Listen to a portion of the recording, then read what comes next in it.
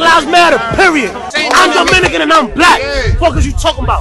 What y'all saw, that's what the mainstream media does, bro. They took that little shit and try to make it about race. Don't get pulled into that bullshit, man. Black men far from racism, man.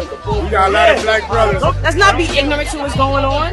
These white people don't care about us. Why do you think Trump is going on the internet and say certain things? But we got to understand where the heritage came from and its proper terms. We're not going to keep using the black and Dominican. Let's use Afro-Latino. Let's use Afro-Latino. Let's use those terms to stop the division. We want everybody to come as one. We saw the situation came about.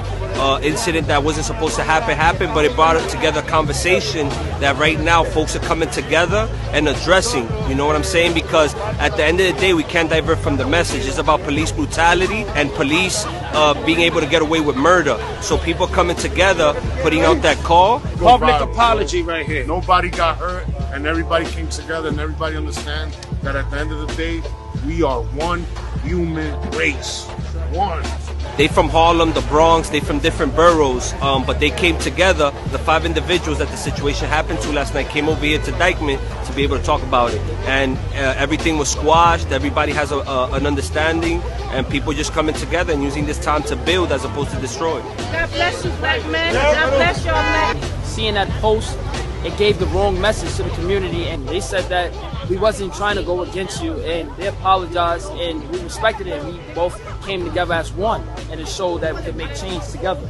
That's fucked up, man. We on positive vibes, man. I'm outside, you feel me? I'm comfortable to come back to Dyckman. I feel like I could come and relax and go get some fruit or go to Mama Juana Cafe and relax. And now I feel good. Yesterday it was a different breed, but now I had a clear understanding and I came as a man and got my respect as well. I'm here.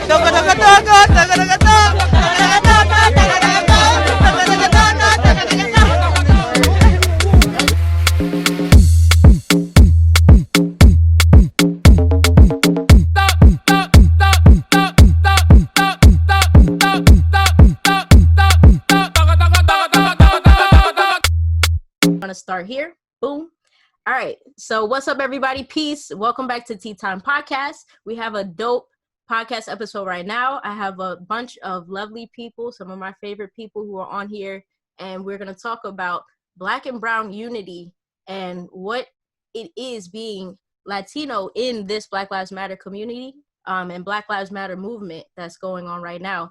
So this idea was sparked really by Stephanie. Raise your hand.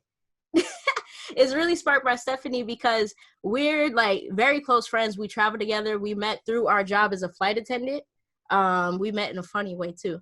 But we always have fun together. We always joke together and we're always down for a good time. But in the start and in the reaction of what happened, the lynching and the murder of George Floyd on camera, I was able to see and I was positively shocked and surprised at how vocal and outraged Stephanie became about the treatment and injustice of Black lives and what we go through in this country publicly on her social media, which she keeps lighthearted, as she can attest to. But I was definitely shocked and very happy about the things that I saw going on her social media. And she made me have this idea of rotating in my head, like, what made you do that? Like, what made you so outraged, being a Latina, what made you so outraged and speaking up in that moment? So you can actually answer that question now, because that sparked this whole kind of, I guess, movement that we're doing right here of the influence of Black and Brown unity. So what made you speak up? Well, I've always felt this way, but I feel more because, I don't want to post it on social media because I don't want to upset people. But at this point, it's too many innocent lives have been taken at the hands of police brutality, colorism, violence. And I was like, okay, I just want to try something. So once I started being vocal on Facebook, which is predominantly where my hometown friends are, where the part we live in Lake County, Florida, is a very racist community. There's no other way to put it. And once I started putting Black Lives Matter, I kept getting All Lives Matter, Back the Blue, I went to school with you, why are you so upset? And it's like, wow, you people don't know me at all. You don't know anything about the struggles of Black and Hispanic or just minorities and people of color in general. And I kept getting deleted. I kept getting messages like, I don't like your outrage, you're being too vocal. I don't want my kids around somebody like you if you're going to be so angry about things. So I'm like, okay, let's take it the next level. Started calling out family members, and then they're just like, you know what? Some of them, deleted me. They don't want anything to do with me. But others were like, you know what? You saying these things made me realize that we're wrong. We need to be a part of something. This isn't just for one community. This benefits everyone. Once there's equality for everyone benefits from it. So it was just more to help the community and to spark awareness in the people that might have been complacent or turned the blind eye to things, or how they say, we don't see color. Like that. Thank you. So if, as an introduction to everyone, I would like now for everyone to just introduce yourselves. Question number 1, who are you? How do you identify? What country do you represent? I'll start with myself. Just for the sake of the podcast, I'm Tia. I'm a Black woman. I represent the country of the United States of America. Although growing up, I've been able to recognize and be under the hand of racism, capitalism, and I'm not always a fan of the United States of America, but I'm accepting my role as representing the United States of America, being a Black woman, and the power that I have in being in this area to do justice for Black people all around the world. So that's me. How about you all? We could start with whoever wants to go. Yeah, man. My name Aaron Garner. There, nobody went. I didn't want to hesitate. We gotta keep this going. My name Aaron Garner. I identify myself as a Black man. My mom, she's from Ecuador, so I still got that culture too. But like growing up, if it became like dealing with like school officials, police officers, any type of repercussions to type of like suspicions or just activities that I've been in, I've always been classified as a Black man. So I just kind of always lived my life as a Black man. Always kind of been in the community of being a Black man. So and I represent the United States, and I'm just screaming my voice out here. Okay. Well, then I guess I'll go because I'm here too. I'm Stephanie. I identify as Hispanic. I was born in the United States, but I was raised by my mom's an immigrant. My dad's not an immigrant. He's from Puerto Rico. But my mom is from Colombia and my dad is from Puerto Rico. And we were more raised that way as opposed to the American way. So I guess I would represent those countries more than I would say the United States. Okay, I'm gonna follow her. My name is Smiley. I'm Dominican. I came to the US when I was 7. So basically what I know is the US. I've been back to DR plenty of times, and I always say DR is home, but if you throw me on the street, it would be like you when you went to Newark. I don't know where to go. So I identify as Latina. In those funny little questions, like those questionnaires, I always, well, not always, but after college, I started checking off both Black and white because that's, if you want to go down the line. And this movement, I can go on for days because, like, for example, I mean, you guys see my color, right? Like I'm not white, I'm not Black, I'm right in between. I've told Tia this, and and she's known because we've been to places together. I stand with the Black community, basically because of the places of where I've lived, the friends that I have. My own, history and background. So yeah, that's where I stand. Let's go. All right, I got my mic on, right? Yeah. Okay, so I wanted to go last because I have like a very I guess drawn out answer to that question, because I feel like that's always a very loaded question for any person that's from Latin America. Absolutely. So for me, I feel like I'll say that race is a social construct. And when I say that, sometimes I'll get funny looks from American people, because American people are very conditioned to the idea of this is Black and this is white. What do you mean it's a construct? It's either this or that. And that's all that comes to the American mind. But we have to understand that race functions differently depending on the society under which it's framed around. So when you go into Latin American countries, it's not just you're Black and you're white. There's a lot of nuance, titles and definitions and terms that are used in order to define people. So when we go into the United States, that becomes really problematic. And that's like one of the big stumbling blocks for us to create unity with Black Americans, because some of us are white passing, some of us are not. Some of us are just straight up Black, like we look African, or some other might look like me, like I look like I'm Indian or something. So like there's always that like issue with identifying like who we are, because like in our countries we don't have this black and white like dichotomy. So we step here and we're forced to like pick a side. And some people pick the white side just because automatically they can. Like, why wouldn't I pick the white side? It's the better side. Like, you know, it comes with all the benefits and I already fit in. So what the fuck, why not? But some other people can't just pick the white side because they don't look white. So then they're kind of like stuck in this place where like, I kind of want to be white, but I can't be. But do I want to be Black? Because like, that's kind of shitty. Obviously, like in the United States, Black people are treated like shit. So like, why would I want to be that? So for Latinos, whenever someone asks you, like, what are you? What do you consider yourself?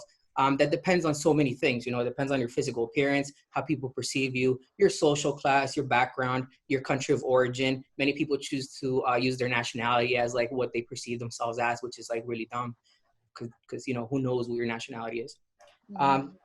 So for me, like I consider myself a Latino as well, but I'm very aware and understand that like within the United States, like framework, I'm treated whichever way I'm perceived. So people might perceive me as Indian if I'm in a particular circle. People might perceive me as maybe a mixed Black person if I'm in a particular circle. People might perceive me as Mexican or whatever they want to perceive me as. So it's, you know, I identify myself as Latino, but what the perception is not under my control. So that's always going to be an issue for a lot of Latinos. That's why this whole like, who do you align yourself with is so important, you know? Great. So you identify as Latino? Yeah, but I have an understanding that like people might see me and they're like, you're not Latino, like you're Indian or you're an Arab or you're like whatever the fuck they think I am. And tell us a little bit more according to like that concept they have. Okay. Yep. And tell us a little bit more about your background and what you represent. That's an open question, or for me in particular? For you. Oh, okay. So like, you're Latino, what do you represent in the Latino community? What's your background? So we understand like where you're coming from and your perspective and why. So, you know, again, this goes back to like history. Like in Latin America, it wasn't as common as it is in the US to like, for people to like write down like my grandma's Black or like I own slaves and these are the slaves and they're Black.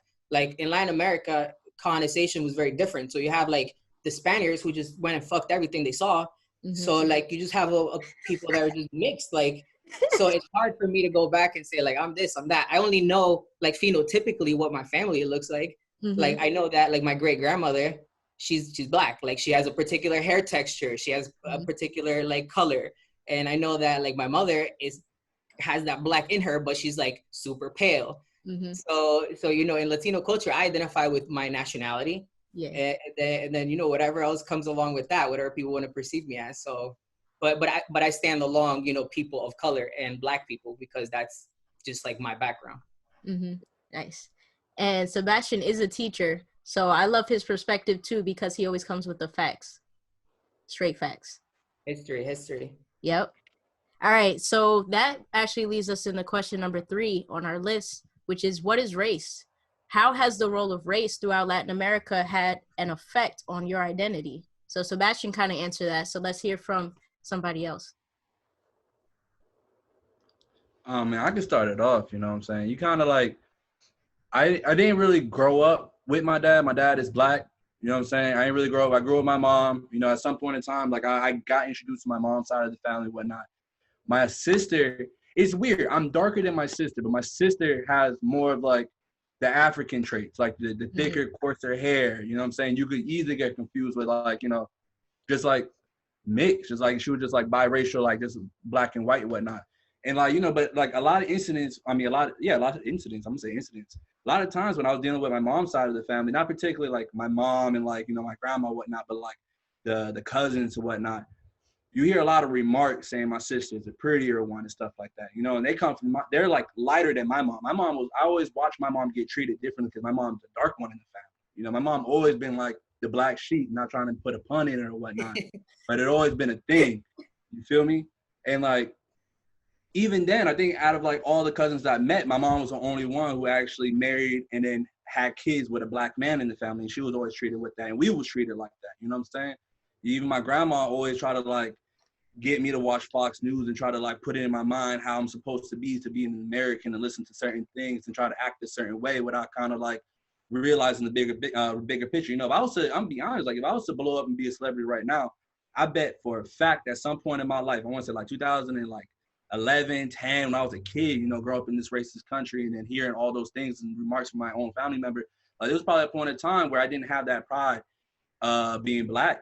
You know what I'm saying? Like I knew I was black, but like it wasn't like a prideful thing until I went to college and I just surrounded myself with black excellence on and off the football field. You know what I'm saying?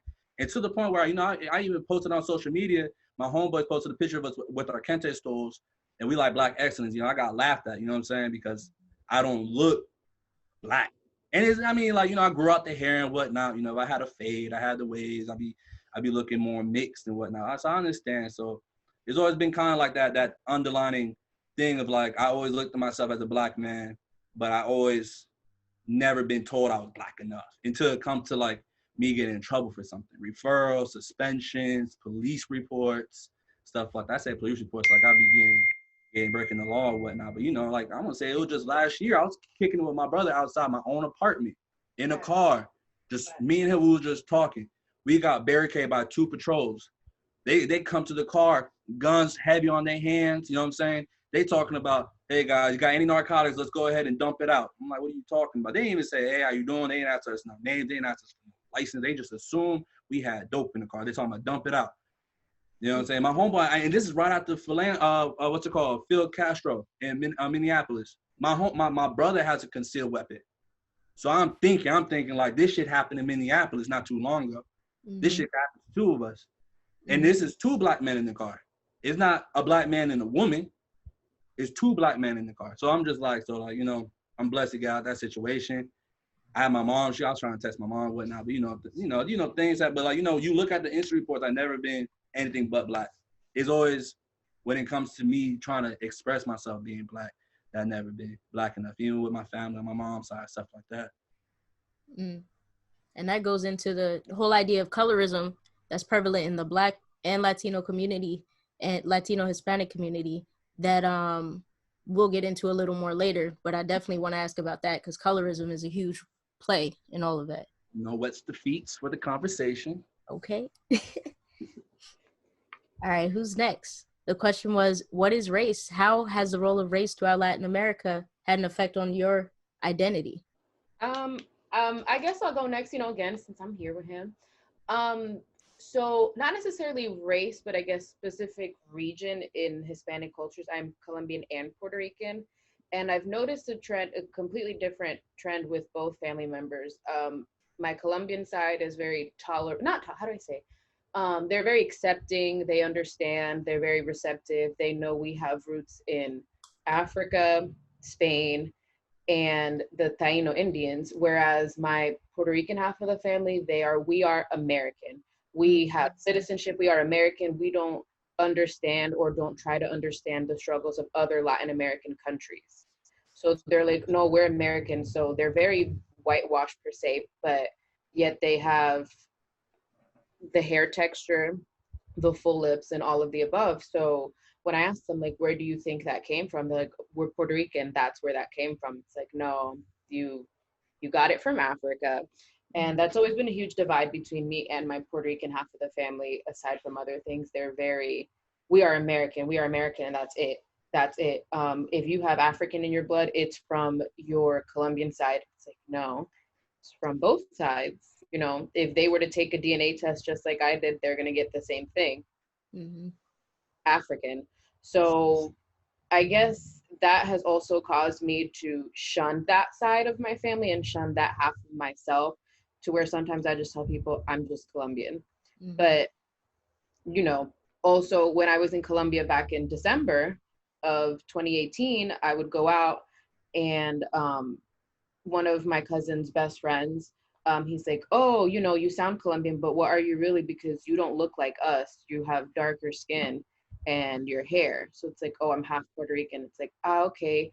Oh, mira, ahí está la negra. And I'm like, okay, you know, you don't have to make those comments because I'm sure if we look at you, your mom, your sisters, they look no different than I do. Your hair is not naturally blonde. You don't naturally have blue eyes. You are a negra too, if that's where you want to go with this. Mm. Breathe. Thank you.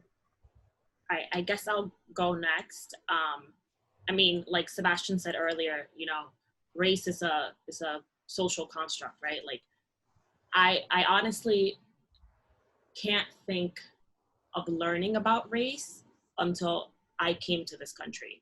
And mind you, I came here really little. Like, I'm 26 now. I've been here literally all of my life, all of my, you know, life that I can remember. So I feel like I've learned about race, obviously, like, you know, in school. But of course, like, when I'm in DR, I can see, like, we're all different colors. Mm-hmm. And like, it's different. And we kind of had this conversation in the chat, right? Like, in the Caribbean is completely different than other countries. It could be a little bit similar than, like, let's say like Colombia, where you have people of different colors, and just because of the shade of your skin, that's how they get discriminated, right? Similar to what we see here. But I feel like throughout Latin America, I didn't really see race until I really started studying, like, that history of, you know, where we come from.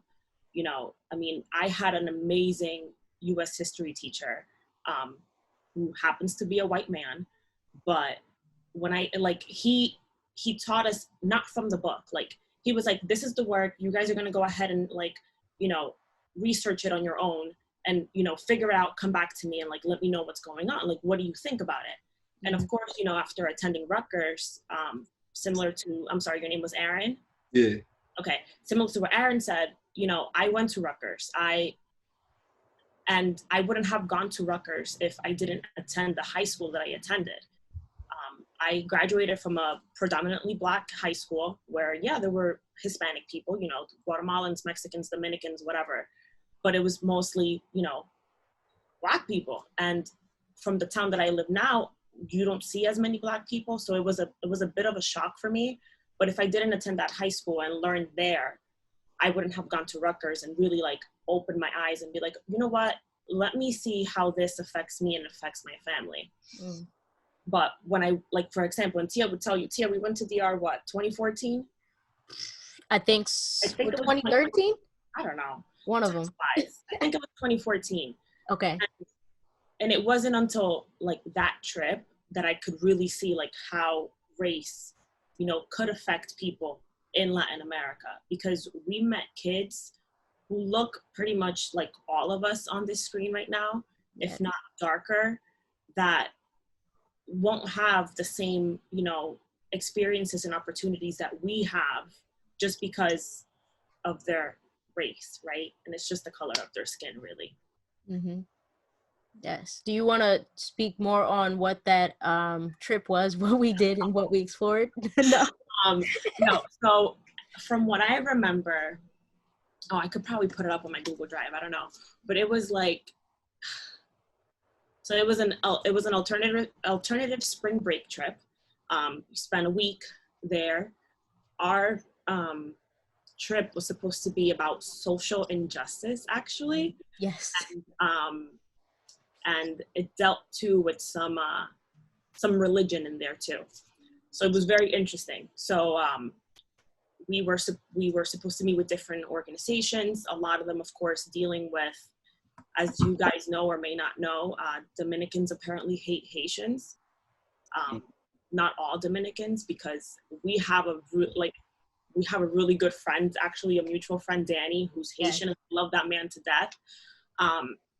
But yeah, so we met with Dominican Haitian kids, and I'm saying Dominican Haitians because, you know, they, like Steph, right? Like, one parent is from one side, one country, the other one from another.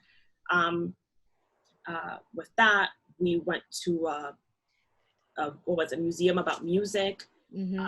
Where we learned about the drums. We went to a school. We went to I forgot her name, but it's a type of music, and it invokes, what was it, like some sort of saints and stuff. The Yoruba. like Yoruba. Thank you. And of course, it's a community that actually I lived in that town, but I lived on the other side of the tracks, so I never got to experience any of that. Or like, I mean, of course, I've seen Black people before, but not as much as there are on that side of that same town. But yeah, that's what our trip was about. I think after that, I was like, forget this. I don't want to be Dominican anymore. Hey, can we take a moment and talk about like it don't even gotta be right now, but like at some point we talk about like how Haitians are perceived in this country? Because that's something that I've been talking about a lot with my peers and my friends. We can start it right now. Coming off of what we were talking about, yeah. Oh wait, but Sebastian has to talk about race. Yeah, I was closely, obviously, to like everything you guys were saying. Yeah. And so one thing that I found interesting that Smiley was saying that I find interesting is that when you said that you never learned about race until you got to this country. And I would not combat that, but I would challenge that and say that it's not that you didn't learn about race, you just didn't learn about race in like a academic context. Right. Right? Yeah. Like you learn about race in Latin America when you hear people say, oh, she has bad hair, or his lips are too big, or his nose is like this, or this person knows how to dance better because of blank, you know? So you learn about race in Latin America. It's just not necessarily done in like a overt way or like an academic way. It's just done through like comments and remarks, or like just things that we say constantly, you know? You make comments about people being, you know, indios. There's un indio. Like in Colombia, they say it a lot. That means you're stupid. So like you're learning that people are superior and some people are inferior. You're not computing it, but you're internalizing all these things, and like that makes you act prejudiced, you know? Right. So it's like the incorrect way of learning it, you know? Mm-hmm. And same thing with Stephanie and like the colorism that she experienced too. Like I'm literally from the same city that like her mother's from.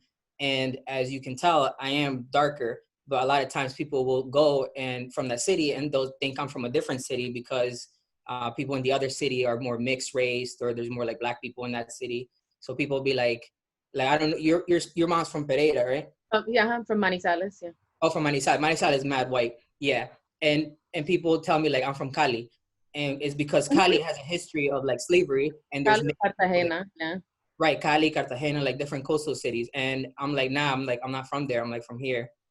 But people don't believe that because of color, race, regional things that like, Los Rotos especialmente, they're very, very. Yeah, different parts of Colombia, just they handle race differently.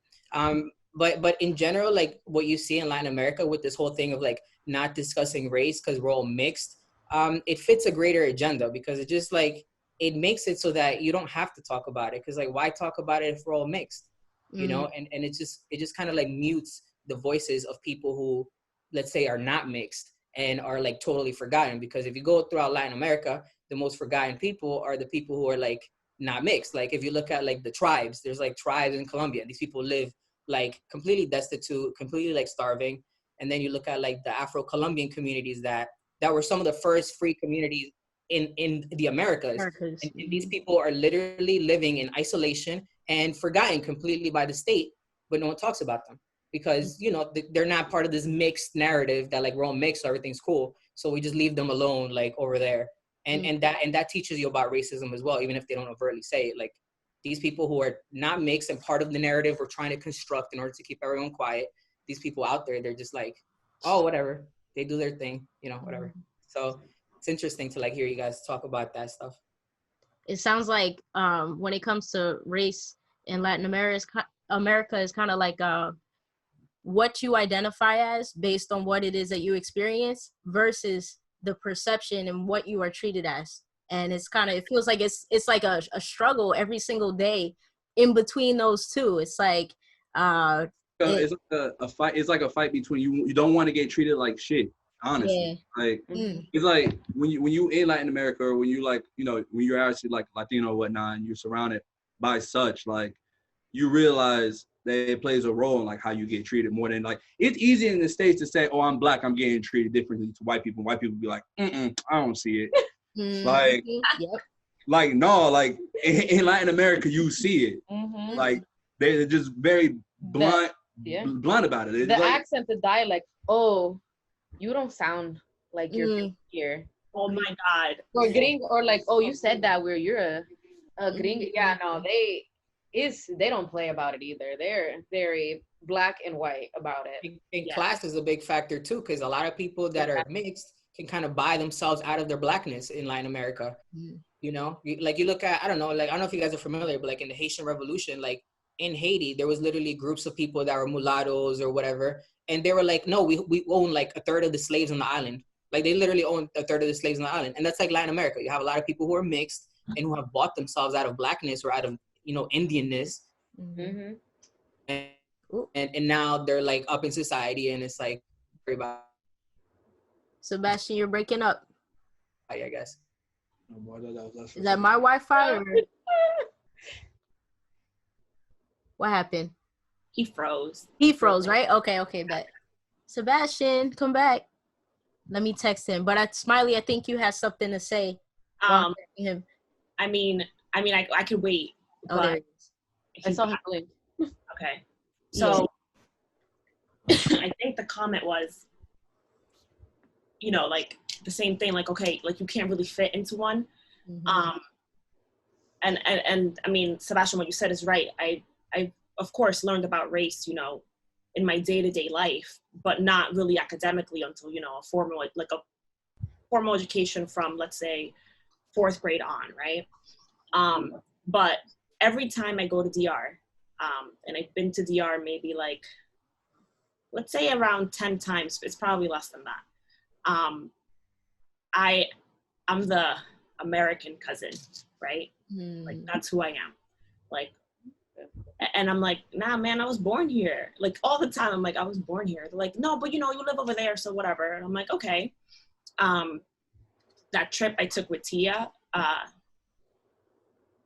I think the guy asked me before we were boarding the plane at immigration, he was like, if you were born here, why didn't you live here? And I was like, I don't want to live here. Like, ask my parents. I don't know why I don't live here. And it's always that same thing of like, I've had people tell me straight to my face, like, there's no way you're from here. They were like, your parents may be from here, but you're not from here. And I'm like, but I am. I'm like, just because, you know, I say words a little differently because I speak mostly English. Like, I speak English every day. I don't speak Spanish every day. I mean, I speak it at home, but of course at home you're more relaxed. I'm like, how does that make me less of you, even though I was born here? And actually last year I had a family friend tell me that I speak Spanish like Cardi B. And I was like, hold up. No. I was like, listen, I love Cardi, but I can't roll my R's like that. I was like, yeah. But you know, and the Caribbean, they don't really roll their R's. That's common. Don't let them shame you. No. I mean, I can roll my R's, but I can't do that whole thing. I can't do it. But no, and I literally looked at her, and this girl is also Dominican, and I was like, hold up. And if you look at her, she doesn't look Dominican. She looks like from something else because she's one of those Dominicans that, you know, are mixed. And I'm like, dude, I don't live here. Of course, my Spanish is not going to be as perfect as yours or whatever. And I'm like, and I studied Spanish. So that's a shame that I have, you know, that I speak Spanish with a little acento here and there. I was like, but get me real mad and it's going to come out. But, you know, and those things are kind of triggering because I'm like, I can go anywhere else in the world and literally people will be like, oh, where are you from? Oh, cool. All right, whatever. But for you to look at my passport and question why it says born in the Dominican Republic, but a U.S. citizen, I'm like, you don't have that right to ask me that because it could be for a lot of different reasons as to why I don't live in the country. Yeah. And then the crazy part about that is, you know, me going to DR with you for the first time and what I experienced even earlier this year when I was on a Santo Domingo layover, every time I go to DR, the first question I get, ¿Está Dominicana? Yep. And it's like, clearly I don't speak Spanish. I'll tell you, I understand a little bit. I get nervous when I speak. But even when I tell you, no, I'm Black, I'm from New York, Yeah. you tell me, no, you have to be Dominican. But an actual Dominican citizen, you tell them that, nah, you're not Dominican. You can't be from there. You can't be Dominican. And it's crazy. It's just like a crazy conundrum. Like it doesn't make sense. To take it even a little bit further, we had a conversation earlier, right, about like Afro, like our looks, right? Yeah. I had somebody tell me, this was the first trip I took by myself. I had somebody tell me at a resort, you're not Dominican. Well, they told me in Spanish. They were like, you're not Dominican, but your body is. Wow. And I was like, I gotta go. Because I'm like, dude, first of all, you're sexualizing my body. Mm-hmm. I don't even fucking know you. Second, really? Like, that's where you're gonna take it? Mm-hmm. Like, I can tell you flat out, like, hey, this is where I'm from. I was born here. I lived here. I come here every, 2 to 3 years because I love being home. But you're gonna take, like, my thing of, oh, I was born here, to like, nah, you can't be from here, but that body is. Mm. So, yeah, it sucks. Crazy. Bringing it to, let's look at Haiti. Yeah. Oh yes, thank you. So go ahead. What is it that you were speaking with your friend about in terms of how Haitian Americans and Haitians from Haiti are perceived? Definitely. So I'm from South Florida. I'm from Broward County. Grew up between the whole Coral Spring, Nob Hill, Sunrise area, and was always a thing growing up. It don't matter who you are, you always clown Haitians. Mm. They always wear multiple colors. They always got plastic on their furniture. Mm-hmm. They always what I'm saying? There's always something, you know what I'm saying? And it didn't dawn on me till I started growing up and started learning my history, why there's such this like negative perspective on Haiti. When you realize on the Western Hemisphere, they're the only black country, I'm gonna say black country, only black country to beat white people in something. Yes. And that's how you could just learn how not just our history is, but just how our society is whitewashed and perceiving other things. You know what I'm saying? We're already whitewashed and perceiving that Africa is poor, when it's not. We're already whitewashed, perceived that people of color is already going to be a higher risk of doing crimes, but it's not. So we're already whitewashed in society to think that Haiti, which is the one country that actually beat white people in something, voodoo is evil, or like they all these negative stereotypes. And it's to the point where when you really start looking. You ever heard of the Wet Foot Act? No. Wet foot. If you're from Colombia and you were able to make your feet on soil in the United States, you're here. Cuba. My bad. That's Cuba. Yeah. Cuba. If you're Haitian and you make your feet on United States soil, they send your ass back. Wow. That is the Wet Foot Act. And that is something that people always know about in like South Florida. You know about it. You see signs about it. You know what I'm saying? I used to go to Deerfield Beach all the time. Deerfield to Pompano Beach all the time back then. It never really came across me until like you start learning about things. You start learning about the Haitian Revolution, how you beat it. You start meeting actual Haitians in like successful lifestyles, and they start preaching about their culture. And it's just like it's just fascinating. And I talk about it because you know what I'm saying, like they're the only one group that they could really say they got a dub in any type of situation, and then they get treated the less fortunate by the rest of the world in the Western Hemisphere. And the crazy thing is we don't learn about that in school.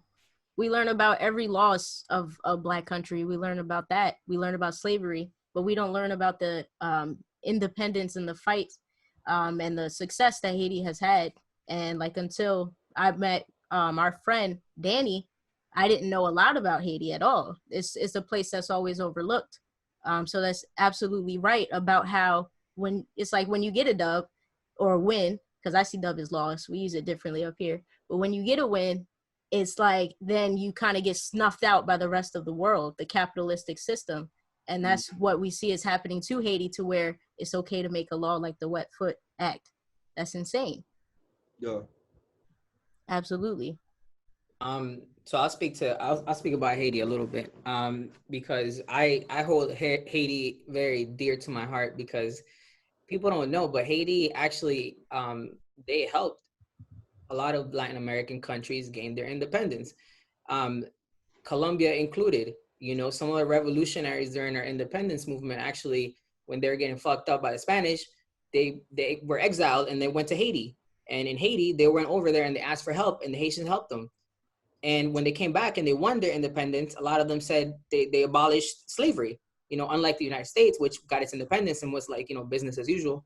But in Latin America, that didn't happen. And that a lot of that is due to the Haitian help and the influence of the Haitians who said, you know, like, if you guys do get your independence, like, don't forget, like, we're brothers, like, we helped each other. Like, that's a thing, you know? And you know, Latin Americans don't even learn about that. And it's just part of like the anti-Black agenda. And it primes, I feel like it does prime Latin Americans for when they arrive to the United States as immigrants, because you didn't learn that. So you don't have any connection to Haiti and to Blacks and to Africanness or Blackness. You don't have any connection to that. You don't know that, like, literally you got your independence through them and through their help. So when you come to the United States, you're primed that you don't even have a connection to these people. And in American society is like I was saying before, there exists Black and there exists white. And that's all determined by white people, you know? If they want to label you when you get here as Black, they'll label you that. And you'll be forced to pick that. Like, you know, there's minorities that are hailed as white, you know, Asian people, you know, especially East Asian people, they're hailed as white. They come to the United States and the white people use them. They manipulate them and use them as a model minority. And they say, you guys are white, you know, and we're going to allow you access to our institutions and allow you access to our neighborhoods. And we'll love you and we'll pin you against other minorities and other immigrants that come here. And then on the other hand, you have Mexicans that come here and you say, you guys Black, go live in the Black neighborhood. You're poor. We are not going to give you access just like the Black people, and you're Black, you know? And for Latin Americans, sometimes that's like a slight. We go, oh my God, now we got to be the Black people. But it's because we don't have a connection to work together with the Black people and say, okay, cool. Yeah, we're Black. So what? Like, we're going to live in a Black neighborhood and we'll all work together and get along, because that's what we've been doing for like hundreds of years. So what the fuck, what does it matter? So in the United States, like that anti-Haitianness that you're talking about, Aaron, is like used and like manipulated, because you have like the anti-Blackness and you get here and they grab you and they pin you as Black and they tell you it's a bad thing. When in reality, it's like, yeah, that's who we are. Like, so the fuck what? Who cares? Like, yeah, we'll live with Black people. Yo, kind of go based off what you were saying about like, you know, like Asians in general, you know, I'm also going to include the Western Asians, like Indians and whatnot. I forgot who I heard it from, but I heard from a very intelligent being. They was talking about how society makes it so much easier for people of Asian descent or just Asians in general to come over here, or like people from other nations to come over here and do business, is because at the end of the day, if they fuck up, they could go home, you know. And then there's a lot of like discrepancy towards people who, this is our home. You know what I'm saying? Black people, this is our home. We can't just, I don't know what part of Africa my ancestors come from. I mean, I can take a DNA test, but I don't know nothing about that culture. If I go to Africa right now, I'm not African. You feel me? I ain't have a choice to come here. You know, my ancestors didn't. Same thing, you know, you look at Mexicans. Half the United States at one point was Mexico. You look at Native Americans, how they get treated. They treat people who can't go back to where their country like shit. It's just how it is, and that's just how society is. If you can't go back home, you get treated like shit. That's kind of like the synopsis of what the man was breaking it down. I'm not as intelligent, or I'm not as fact-knowing. I'm a little bit more ignorant in what his conversation was, but you know, it's just something like that that always struck a point in my memory that always kind of like always lingered. Yep.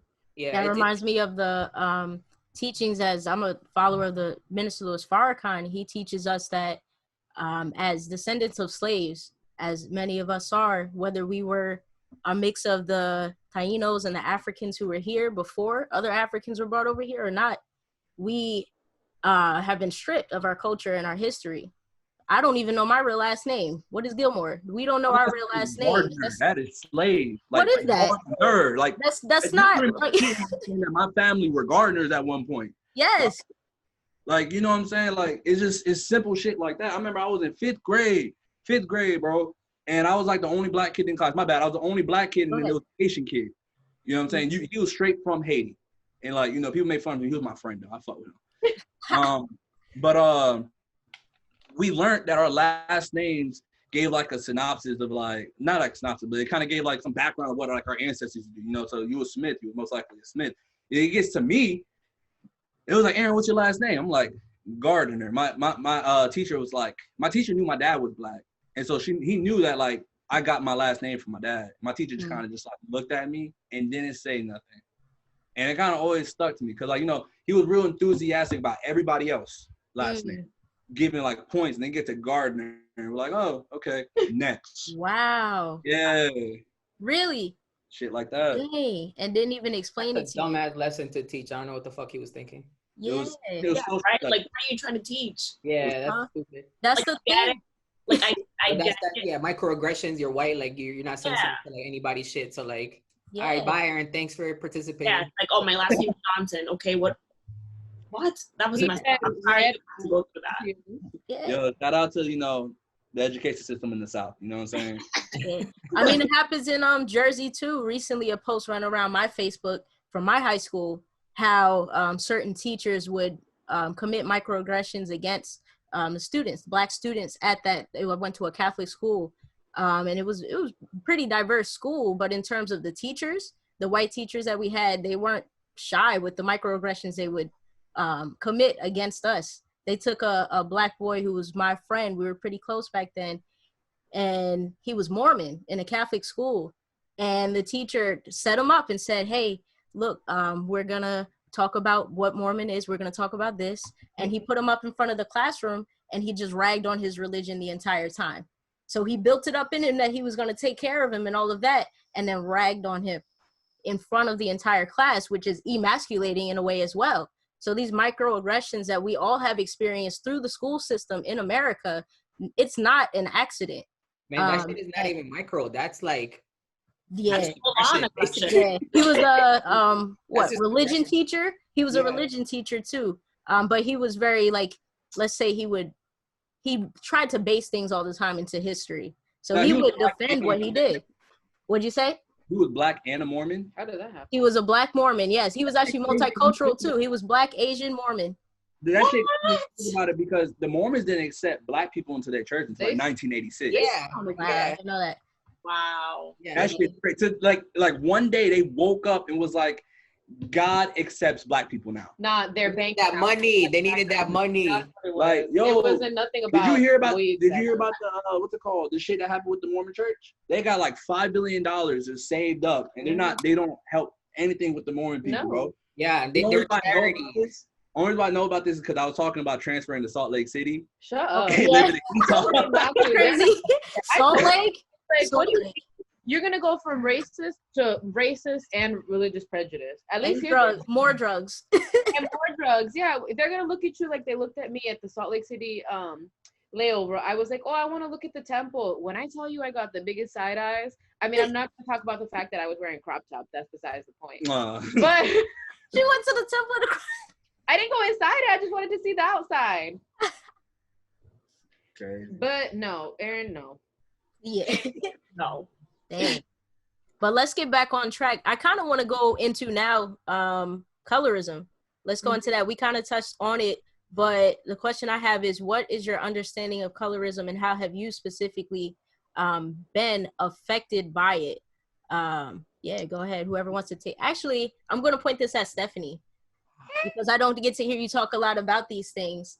So go ahead. So really, honestly, I just have to say, I love my mom's side of the family. They're so open-minded about these things. They're not like, you're darker than me. That's cool. Your hair is this and that. Because in my mom's side of the family, we range from blonde hair, blue eyes to dark skin, hair like mine. Like they're cool with that. In my dad's side, they're the number ones that are like, oh, look, la negra está ahí, this and that. So I've definitely felt more colorism on their side of the family. They're not very understanding about things. I don't know if you've ever met my cousin Michelle or not. She's super fair-skinned, green eyes, dirty blonde hair, and they'll say like, oh, look what happens when you don't mix your family with African blood, like kind of just bashing it on my mom's side of the family. But Michelle's Dominican, so I don't get where their point is. But I don't know, colorism kind of, it's very prevalent in the Latin community, but they don't realize they're doing it. per se. That's just the notion that they've been conditioned to accept, that if you're fair skinned and have lighter hair and lighter eyes, you're deemed more successful. That's why in certain parts of, you know, the regions, they sell like bleaching creams, they encourage straightening your hair, they encourage perming it straight, just to appear more successful. You'll have more career opportunities if your hair is straight. Employers think curly hair is unprofessional. You should wear lighter makeup, you know, so that you look more in line with what they accept. My last name is Angulo, and the first thing that my grandma says is, oh, your last name could pass as Italian on a resume, so it would get you your foot in the door before somebody else with, for example, my mom's last name is Hoyos. Like, that clearly sounds Hispanic. That won't get you in the door the way Angulo does, because some people would look at it and say, it says Angelo. She's Italian. Cool. Boom, you're in. It's like, that's not really the case, but that's how they feel. Like, you know, your last name gets your foot in the door, and then if they see you with straight hair and lighter skin, you'll get the job before somebody else does. So yeah, colorism is a big thing in my family, in that side, I would say. But I don't know, trying to find the words to like express it, because I've experienced it so much and I just kind of like let it slide or try to push that memory away because it's a negative memory. But yeah, you know, what can you do besides try to correct their behavior that's been passed down from generation to generation? At some point in time, you need to be the one to break the cycle and break the wheel. And that's what I feel I'm here to do in my family, is break that cycle, break that self-hatred, get everybody more in tune with their roots and accepting your physical appearance. Yes. And I'm glad you said that too, because it sounds like when you're speaking, your experiences with colorism are very deep rooted, and you probably experienced these things since you were a child, and it's gone with you as you've grown up. So for you to have the courage and the power to say that it's my job to now combat that, to learn about it and to be better, that is what we can do. So it's a very powerful thing. So thank you. That's a great thing. Go next. Just want to talk on it. Well, I was gonna say, with regards to colorism and stuff, you know, there's like this, I guess, like concept in Latin American countries about like bettering the race, you know, and I'm sure people from the Caribbean especially like are very familiar with that. And that whole idea of bettering the race is, it just shows like how coveted whiteness is, you know, and how people always associate in Latin America whiteness with success, even if they don't like say it out loud. Like, that's just the way that people associate it. You see a white dude and a black dude, and you're gonna just automatically assume that the white dude has an education or has a better job, like whatever else. And that's always kind of like the standard, right? Like the whiteness translates to success or status or whatever else. So in Latin America, you do hear that sort of mentality a lot, like bettering the race. Like, who are you gonna marry? You're gonna marry somebody who's darker or lighter, because we're trying to have some light-skinned kids so that they have more access. And it's a form of self-hate, you know, because perhaps you've been struggling because of your color. So you're like, damn, I don't want that struggle for my kids. So I'm trying to better the race, because next generation will hopefully have access to those things I didn't have access to.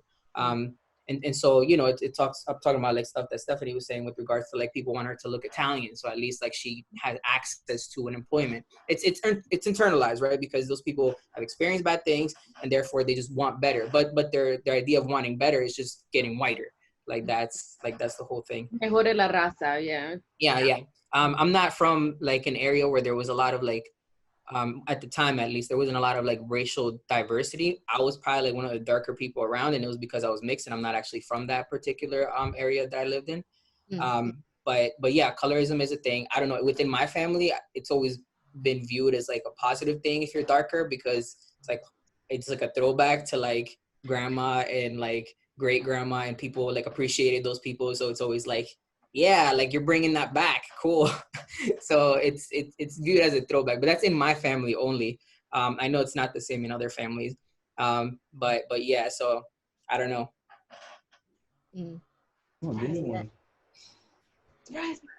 So I guess I'll go next. Oh, you're Dominican. You could talk all day about colorism. Okay. So the reason I pulled out my phone is because I have a lot of things like from school saved on my Google Drive. And it's funny, I mentioned, I majored in Spanish, right? But I majored in literature and culture. So I studied abroad in Spain for a summer. I spent like a month and a half. I went to DR on a spring break trip. I had a lot of classes based on just like identity and things, in Latin America and like the works and stuff. I think the way I really learned about Haiti was actually in school. Like I took a Latino study class that was talking about, the Caribbean and all of that stuff. But to talk back about colorism, I did a presentation, I don't know what class it was. And it's like, it's in Spanish, but it says Identity in the Dominican Republic, right? So the information that I have here was like from 2010. So obviously this is old and dated, but it gives you an insight as to like some of these colorism things, right? So I don't know if like you guys as family does this, but like negro or like ay mi negrita, right? Or whatever. It's like a term of endearment, right? Yeah. And some people accept it. Some people are like, yo, like what the heck? I see it, whatever. I don't get called mi negra, right? Because I'm not black. I do. I'm not black either, so. Well, yeah, right. But I take it as endearment, so I don't know. But like, no, it's a term of endearment. Like I see it as a term of endearment, but some people don't. Like Tia knows. Well, no, my little brother is darker than me. My little brother actually, he's a little closer to like Sebastian's skin color, right? And like it depends. Like that boy can go outside for like 5 seconds and it's sunny, and he'll come back like much darker. And I'm like, dude, what the heck? But and like his hair's thicker, right? Like I've damaged my hair, but my hair, I have looser curls and waves, whatever. Where his hair, you could touch it and you could be like, okay, you got thicker hair. But on this slide, I wrote something that says like demographics, right? So this is based on a census that they did in 2010. At the time, there was 9.4 million people living in the island, right? Out of those 9.4 million, I'm not good at math, but 73% were considered mixed race, right? 16% were white, and only 11% consider themselves black. And then of course, out of all of those people, there's about 700,000 at the time that have Haitian like background, right? So a little backtrack on that. We had a very, very, very disgusting dictator, because I wouldn't even call him a president, in DR back in like the 30s, 40s. His name is Trujillo. He believed in a lot of that, mejorar en la raza and a blancamiento, like a whitening of sorts. So in that time he brought, and these are some of the people that we met, from the Batey, like he brought people to work in the sugar canes. And of course, where did he bring them from? Haiti. So a lot of those people have been living in DR since like the 1930s, if not even longer. So of course, what do people do? Procreate. So there's about 700,000 people, right, that have Haitian descent. And of course, there's Chinese, there's Italian, there's Spanish, there's, people from the Middle East. They're all mixed, right? But of course, there's this whole thing of, if you're black or like if you look black, you must be Haitian.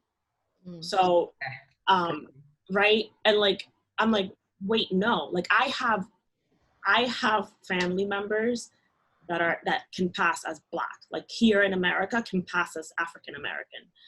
And I've seen, I think Stephanie was talking about it, like, talking to your family about it. I've seen my own family members and I've heard them say, like, I have a particular family member who married somebody that's a little darker, who had kids from a previous marriage, whose kids, of course, are darker, right?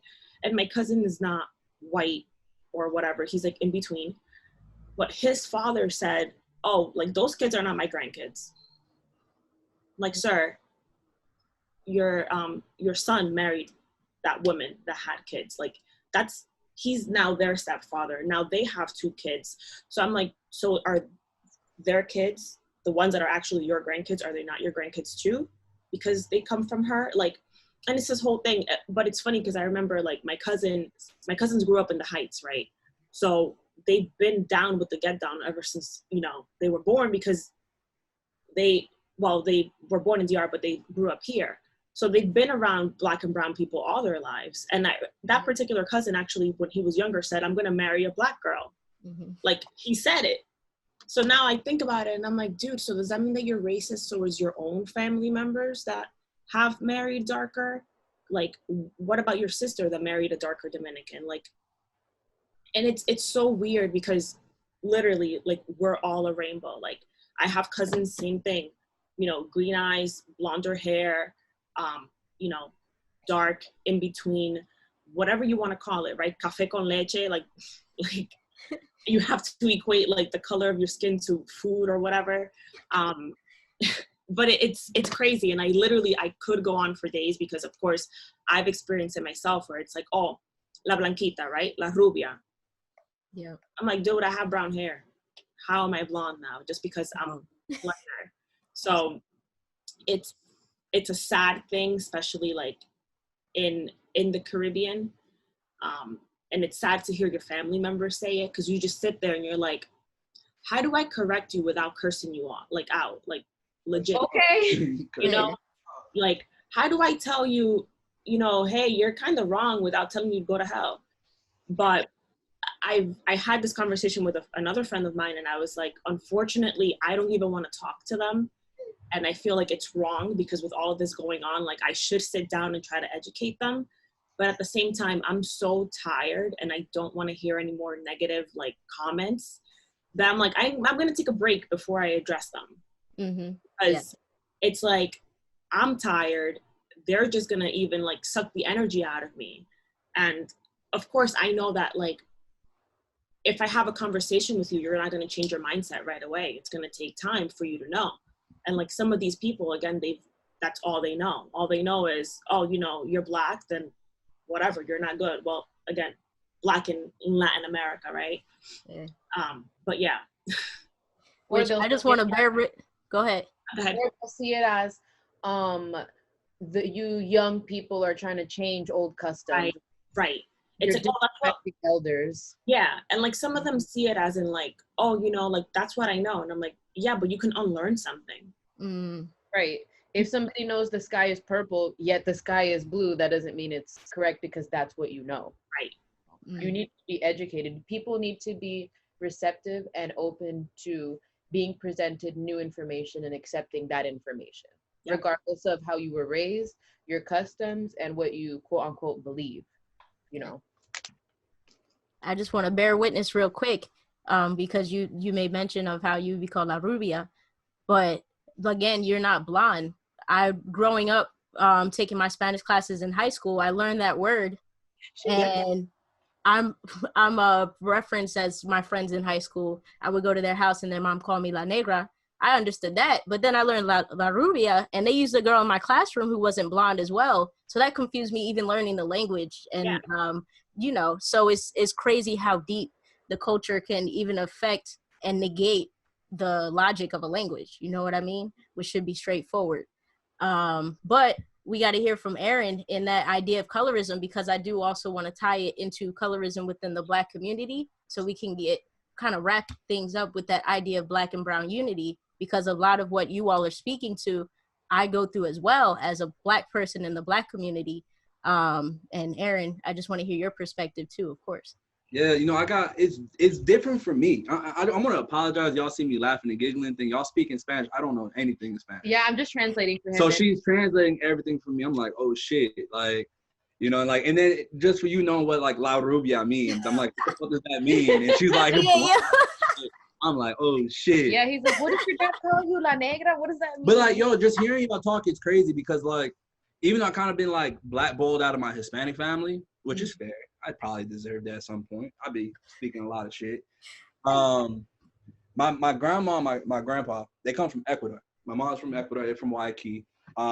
If you know anything about Ecuador, and like you ever look at the statistics, they're one of like the most heavy. They're one of the heavier populations of African descents for a country.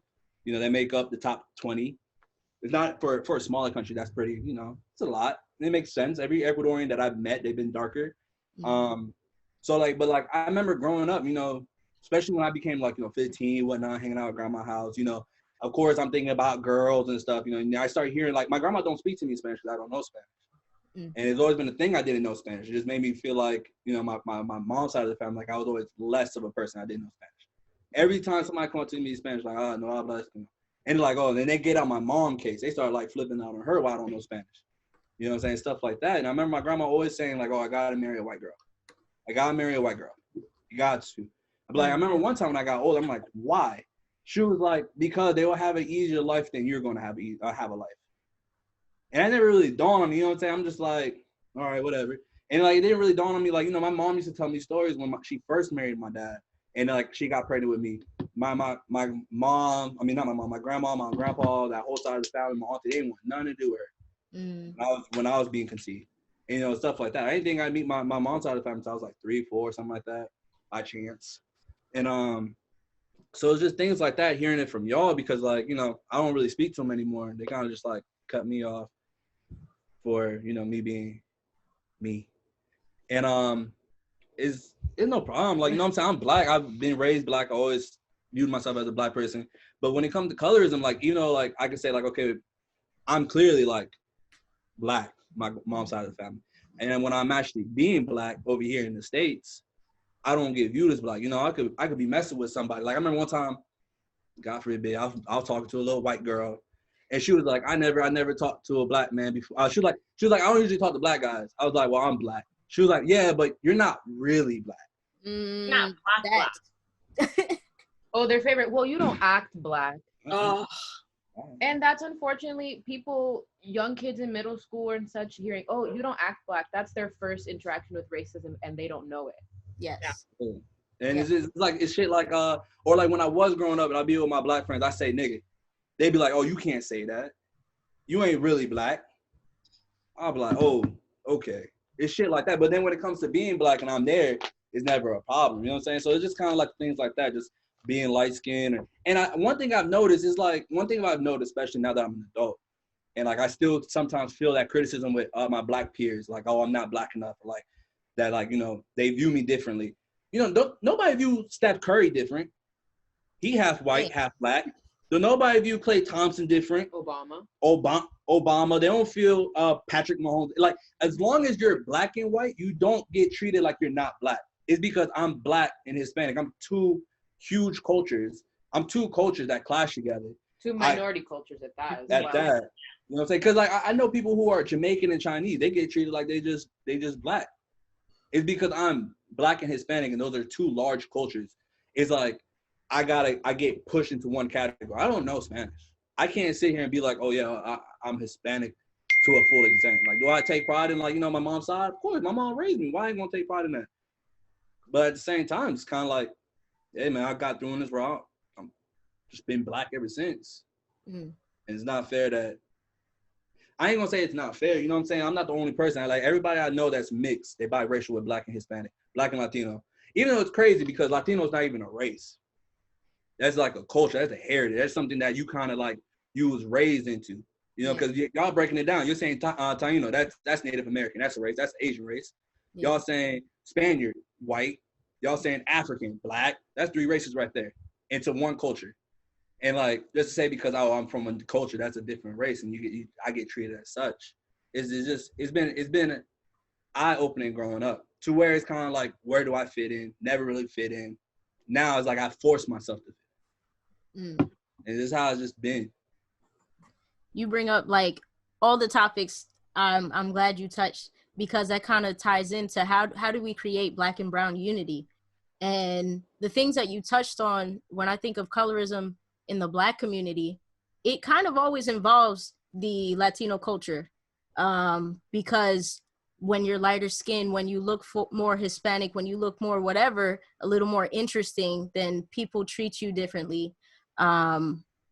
Typically, people treat you differently. People see you as better. The lighter skinned Black that you are, the better that you are.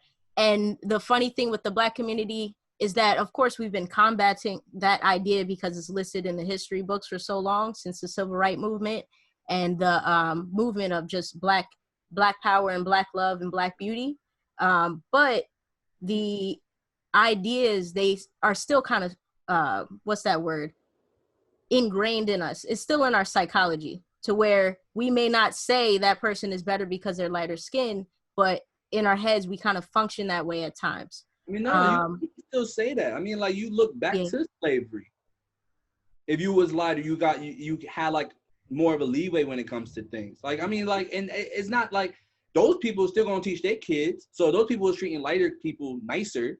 Yeah. Their kids gonna treat lighter people nicer. It's just a snowball effect. Yeah. You know what I'm saying? I'm not even gonna lie. My brother, he dark. He really dark. I know for a fact when it comes to the situation, I'm the one who got to talk. Yeah. Because he's already gonna look more threatening than I do. Even though I'm 6 foot 300 pounds and he's like 5'4". Mm. So I wanted to speak to what Aaron's saying, because so I'm looking at you, Aaron, on the camera, and earlier on when we first started, I was talking about how a lot of it is perception and a lot of it is how people are going to treat you, not so much necessarily your DNA or your background. And I'm like looking at you, Aaron, and I'm like, I thought you were like Samoan or something. I'm like, this man is from, from, I don't know, or he's from like Fiji. I'm like, this is a big Samoan motherfucker. Like, the same thing, yo. He's like Samoan. Aaron and the live action of Moana. Yeah. And a lot of Samoan, they play football. So like, okay, he plays football, like So, but anyway, so that's not the point I was trying to make. But the point I'm trying to make is that like, it's funny that like you pointed out about slavery and how like they used to pin like lighter blacks against like darker blacks and like all this kind of stuff. And it seems like today, this is like one of the big stumbling blocks between blacks and Latinos in terms of like creating unity, because I feel like the powers that be already established who the fuck you are and where you're going to fit in the scheme. Like Latinos, you're going to fit in the black scheme because this is how America has functioned. There's black and there's white. And they already put you in that scheme. They already put you there. But they established like this confusion within all of us to be like, yeah, I'm here in this black neighborhood, but man, I'm not like those guys. Because for whatever reason, they made me feel like I should like feel different. Just like they did to those light-skinned slaves. He was getting what I'm saying? Damn. So like, wait, I think it does. They implanted this scheme that's like on the ground. That scheme is confusing the shit out of everybody, and everyone's still confused. But you're still black in the system. You still don't have access to the same shit. So like, why are you so confused about who you should be allied with and who you should have solidarity with? If you're living in the same neighborhood, having the same fucking issues, police brutality, you're poor, you have a shitty job, you get discriminated, you have the same fucking issues. So why is there confusion? Because someone told you upstairs somewhere that like, even though we put you in the black spot, you guys are all different. Like there's some difference between y'all. Also, to touch on that, it's the fact that they feel that because we speak Spanish, we don't have the same struggles. It's like, oh no, we speak Spanish. Who's there? I'm sorry. We're not. Well, in the Hispanic culture, like, no, we speak Spanish. We're not black. It's like that doesn't take away. An officer is not going to look at you, or a race is not going to look at you and be like, they speak Spanish. They're not black. And it's funny because that you say that, because I feel like that's why a lot of like Latinos cling on to nationality. Mm-hmm. And that's one of my suspicions. That's why Dominicans carry around flags, just in case anyone tries to ask them if they're black. They're like, oh, I got a flag on my ass. Yeah, papi, how you know it's Puerto Rican? The Puerto Rican tank top, necklace, box. The flags on a 2005 Civic. Yeah, and that's an attempt to like escape blackness, because it's like, I'm not black, I'm not this. I look it, I'm dark, and my hair looks like this, but like I got the flag on my car. Negro nunca. Yes, you are. Yes, you are. Yeah. I got the flag in my car, so I'm not. And it just goes easily with just genetics. Like, dog, like only black people could have melanin. Mm-hmm. So at this point, if you have melanin in your skin, at some point, you use mix. At some, because look, if you look at people who live in like the most highest point of the Caucasus Mountains, most purest. Go ahead. They poor, like not poor. They're pale, and they're hairy. Why? Genetics. They don't gotta be in the sun. They gotta survive the winter. Hey, Joe, I'm hairy. Hey. And then you look at Far East Asians. Let's be honest. You look at Far East Asians. They're not very dark. Now it threw me off with the Filipinos, but it makes sense because they're in that island area where Same if you know thing in anything, Japan. Pacific. but if you know anything about history, you already know that Islanders. Africans were nomadic when it came to both land and water. And it's simple. You look at Indians. I mean, Indians is right there, most north point of Africa. Mm-hmm. Even Egypt, Egyptians will refuse to consider themselves Africans. Baby, Jesus you was are black. in Africa. Jesus was black. You are African. Jesus of Cut the Nazareth, Nazareth narrative. of the city in Ethiopia. Come on. Yeah. I think what we're breaking down. Oh, go ahead, Smiley. No. Go ahead. Go ahead. Yeah. I think what we're breaking down, the word Sebastian used, which was really good, the schema that is created, that we're given as to how the world works. And what's so crazy about that is it's a psychology. When I studied psychology, I learned that the mind functions on schemas. And as we grow up and learn certain things, the importance is learning, unlearning, and relearning, because we have to work with the schemas that we are given, but we also have to upgrade them. Just like Stephanie was saying, a lot of our parents and elders, they don't want to break down the schemas that they were given, but us young people are ready to unlearn and relearn and to be more, to function more in our society off of the truth of the world, rather than the schema that we were given that says that the darker that you are, the worse that you are. So, Also, if go I ahead. can make a comment on that, how, like you said, the darker we are, or if you have African features, that you have it worse off. But look at everyone getting lip injections, butt injections. Talk about Box braids, or how they call them, the bow braids now, because somebody had gotten it and they said, well, these aren't boxer braids, they're bow braids. These are things that were from centuries ago from the African community. Mm-hmm. If you want to get fake lips, you want to do all of this, so you need to start embracing your African heritage, and that's what it is. These aren't features that are prevalent in the European nationality, or what is the European country. You're not going to see a European girl with nice hips, fat ass, full lips. That's not what it is. That's, but then you go to the surgeon, you're like, I want to look like this, but then you're like, no, I'm not black. Everything black is cool except for being black. Exactly. There you go. Title: Everyone loves black culture, but not black people. Yeah. Exactly. And it's one and the same. If you have to love one, you're going to love the other. And it's the same, going off topic, but this was something I tweeted and got a lot of pushback from some of my followers. It's like, why are you getting so mad? You're not black. Well, I'm going to, I said a little foul languages, so I'm going to cut that part. But first of all, we're all minorities. We all need to speak up against all of the issues, not just the ones that pertain to our individual communities. When people were discriminating against Asians for spreading the coronavirus, everyone stood up for them and corrected that ignorance.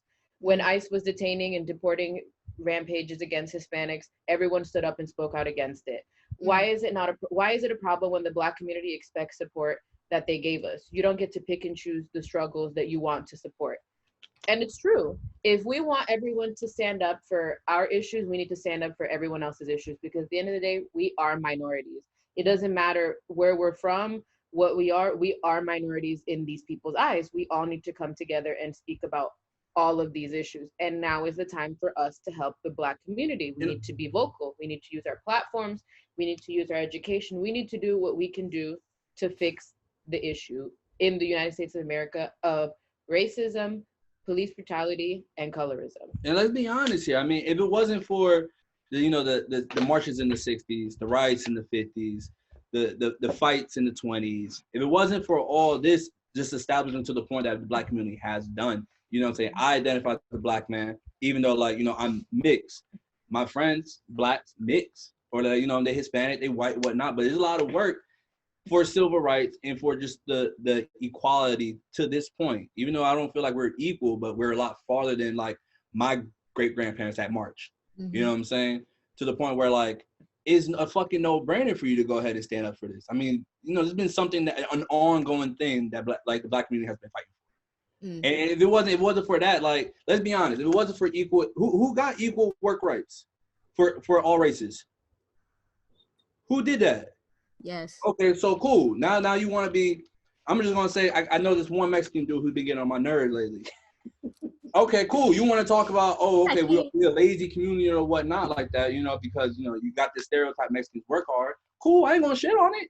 That is not a bad stereotype to have. Yeah. Cool. You want to be able to work if it wasn't for us, nigga. Yeah. It's simple. Like, I don't even got to be nice about it at this point. Like, I'll go ahead and give you 2 strikes. That 3rd strike, I'm getting ignorant right with you. You have one with me. If you make one I don't like, you're off. Like, you know what I'm saying? But, like, it just is a no-brainer. Like, at this point, you couldn't vote into Martin Luther King March. You know what I'm saying? You got to think, at one point, we was 1/5 of a man. Right. Still are written by law. It never came out of the law.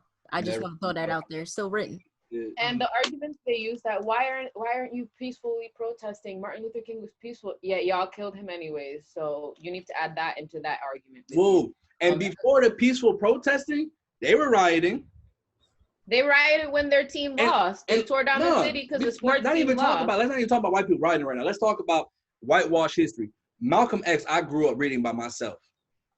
Ain't shit sweet by Malcolm X. He seen his dad get dragged through the road. He went to New York. He was slanging, gunslanging, pistol towing, all that. He wasn't soft. He got locked up. Came across Islam. Cool. Different mindset. But he ain't preach being soft. He says, cool, we don't gotta destroy shit right now. Try it though. Try it though. And it was just like that. Now, like, you know what I'm saying? I ain't gonna tell if you riding or whatnot, like when Minneapolis rides, I'm be honest, I back that shit up 100%. You just look at all the cases that they had up to this point, they're gonna be mad. They gonna be mad. You can't tell people, you can't stop that emotional constipation from just coming out.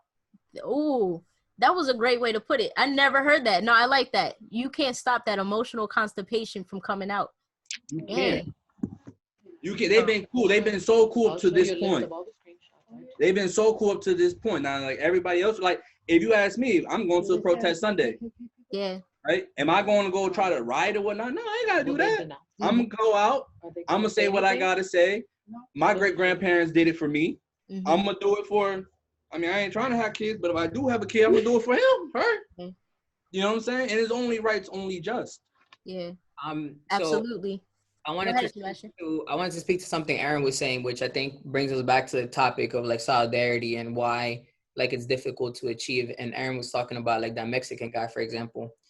And it goes back to just like a lack of understanding history, you know, because if you look at the civil rights movement, you'll see that like Latinos that were here for, you know, an extended period of time, obviously Mexicans been here, but Latinos that were living under the system that the United States has established, you know, this system of like the race dichotomy of black and white, Latinos that have been living here under that system did not hesitate to like align themselves with blackness because they understood that they were being treated black as well. Like, and that blackness was not just about black, it's about like access to resources and access to whatever else. So you see like Cesar Chavez, you know, out in Cali, and he was an ally of blackness, and he himself worked alongside Martin Luther King and whoever else, you know, that was out there for civil rights. You look at Puerto Ricans in New York who had been in New York for, you know, 80 years or so prior to the civil rights movement. Puerto Ricans in New York understood as well that they were being denied the same access as black people because they were categorized as black and they were living in black neighborhoods and they were suffering from the same issues. So you see like the Young Lords, you know, in New York, Young Lords was an offshoot off of the Black Panthers, and they worked in conjunction to each other. And they had an understanding that it's not just because you look darker or whatever nuanced bullshit that they throw at you. It's about resources and how you have access to those resources. And if you don't have access to those resources, then why are you claiming whiteness? You don't have access to them. You wish you did, but you don't. So then shut the fuck up. But that's because people understood and people lived under the system for an extended period of time, and they were looking around. They're like, oh shit, I'm not white. I actually am black because I'm living with black people. I'm struggling the same as black people, and that's what it was. But today, like you have a lot of new immigrants, myself included, and maybe my mother too, that just don't have that extended period of I'm being oppressed here. They've been sold on this idea that, you know, work hard and like all of a sudden you become white. And it's like, you can't work your ass off of discrimination. You could keep working and working, discrimination's still gonna be there.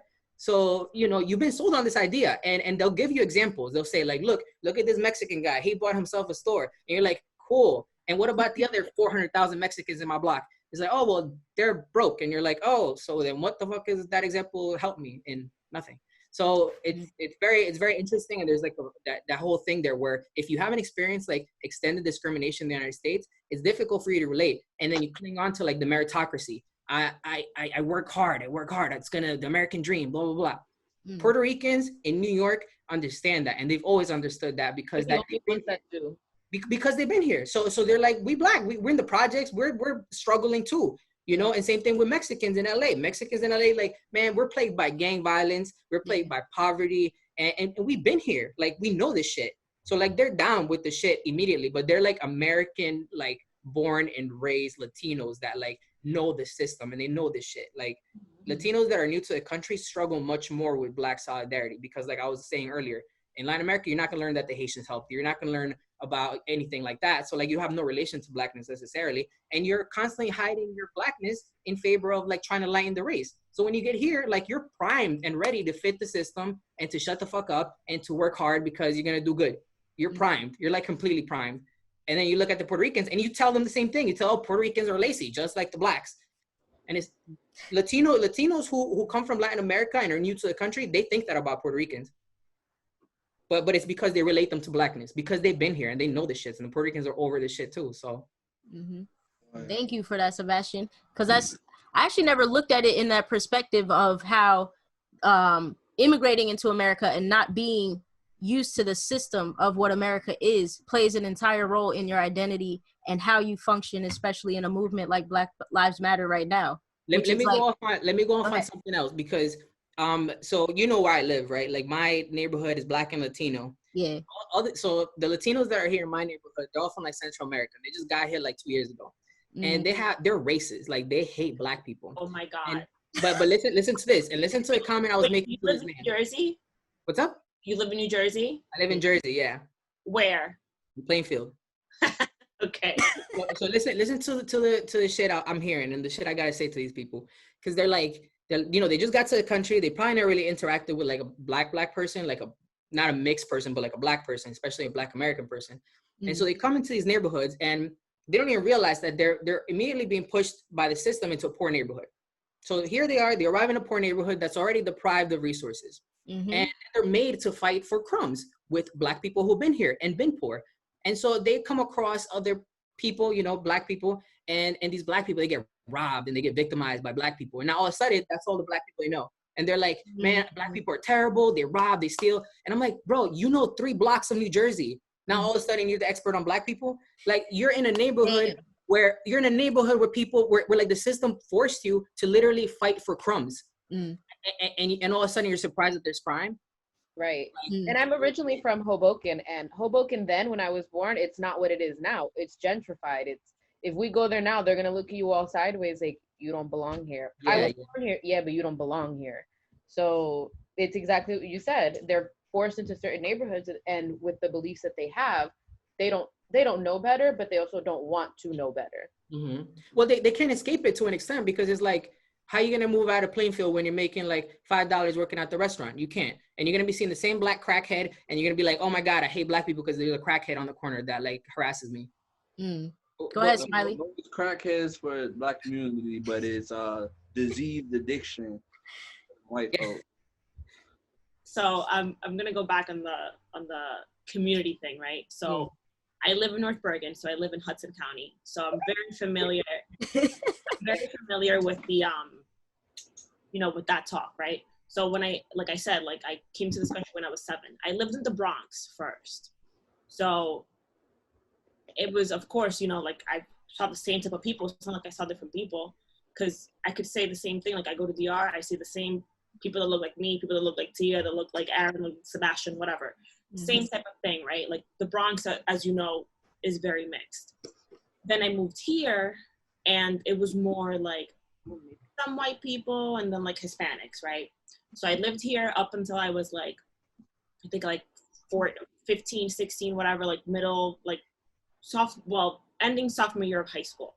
Then I moved to Trenton, and I was like, whoa, like, I've never seen that many Black people together, even though I lived in New York, right? But then when I came back to North Bergen, a lot of the people that lived in Jersey City, that lived in Hoboken, right, like, are now being pushed out, and they're moving here. And I've heard people, and I've even said it before, I'm like, yo, I've never seen that many Black people in North Bergen before. And it's not a lot, it's a handful. But it's something, again, like that's something that I said then that I wouldn't say that now, because I'm like, yo, I've learned, I've educated myself, like I wouldn't say that.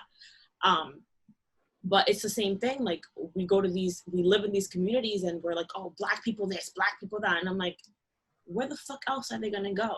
The same thing is gonna happen eventually to North Bergen, right? Like right now, like I live in public housing, right? I would have never thought that, but guess what? I'm a person of color. Things happen. There's different circumstances or whatever. But even like in the community that I live, I haven't seen, well, I'm lying. I've seen 2 Black people like in the complex that I live. Mm-hmm. Everybody else that lives in this building, even though quote unquote, right, it's like assistance and it's housing, is white passing Puerto Rican, sorry, Steph. And I've seen a couple of I've seen 2 Muslim families, and I was like, whoa, I didn't know that. Like, you know, but it's the same thing where like, I've seen people, right, those same type of Central Americans, you know, looking for jobs early in the morning, not so much here, but in a town nearby. And it's like, they have prejudices over other people, like especially Black people. Mm-hmm. And I'm like, dude, I'm sorry, but like right now, of course, with our immigrant thing that this country has going on, that of course, obviously it's totally wrong, but that's another conversation for a different day. I'm like, you're not gonna get out of the system. Mm-hmm. Not that way. Not hating somebody else until you kind of like open your eyes and realize that like you are viewed as one of them, even though you're not Black. Yeah. You know, you come from Guatemala or come from Mexico, whatever it is. Yeah. And it's sad. It's sad because when I lived in Trenton, of course, Trenton, they have Hispanics and stuff, but a lot of them are, you know, from Guatemala or you know, nearing countries, and they've said those comments, and I'm like, you do know that like you are the minority here, right? Like you can't say that stuff because you're the minority. Like right now you're outnumbered. Mm-hmm. And it's hard. Like it's hard to see that, and just to see ourselves, of course, get pushed out of our own spaces, you know, little by little. Mm-hmm. And that goes into the Black community too. You all may know, like me growing up, I always lived in some white, not super white community, but a white community. It wasn't a Black community. And the idea of the places that you live, if you live around Black people, it's bad. And if you live around white people, it's good. And even me and Sebastian were talking about it. That happens even in my family, and where my family picks to house themselves. So it's an idea that everywhere across the board, it has to be addressed, accepted that we think this way. That is not a good way, unlearned, and then we have to relearn, so that when we do live amongst ourselves and amongst our people, we're not separated and hurting each other, but we realize that we are a community. We're all facing the same things, and build up our communities within ourselves instead of pointing at each other and being divided. Because even in Black communities, there are divisions. You go to a certain city. When I moved to Baltimore, it was a big thing over West and over East. And it's like, you're one Black Baltimore city. Why don't you just work together? And it's because of these schemas that we are given, that we just accept instead of breaking down, that we do those things. So I want to move on to the idea of what we're experiencing now with Black Lives Matter. And everything that we have said, it's been a beautiful, beautiful conversation. I want us to remember it in answering these questions. So thinking about the Black Lives Matter movement, what do you feel that your role is in this? Because we hear about a lot of people of different cultures saying, I'm an ally, I'm an ally, I'm Black, I'm part of the Black community, different things, I have to deal with my family. So what do you feel is your role in the Black Lives Matter movement? And hold on one second. I just got a text. Aaron's mom asked what's on my shirt. I do want to share it. This is Justice or Else. Like that. Nice. Yeah. So in what year was this? 2000. I forget what year this was. I think 2015 or 2014. I think it was 15 when you went there. 15. Okay, thank you. So it was you're good. It was the anniversary of the Million Man March. So we did it again, except invited more than just men.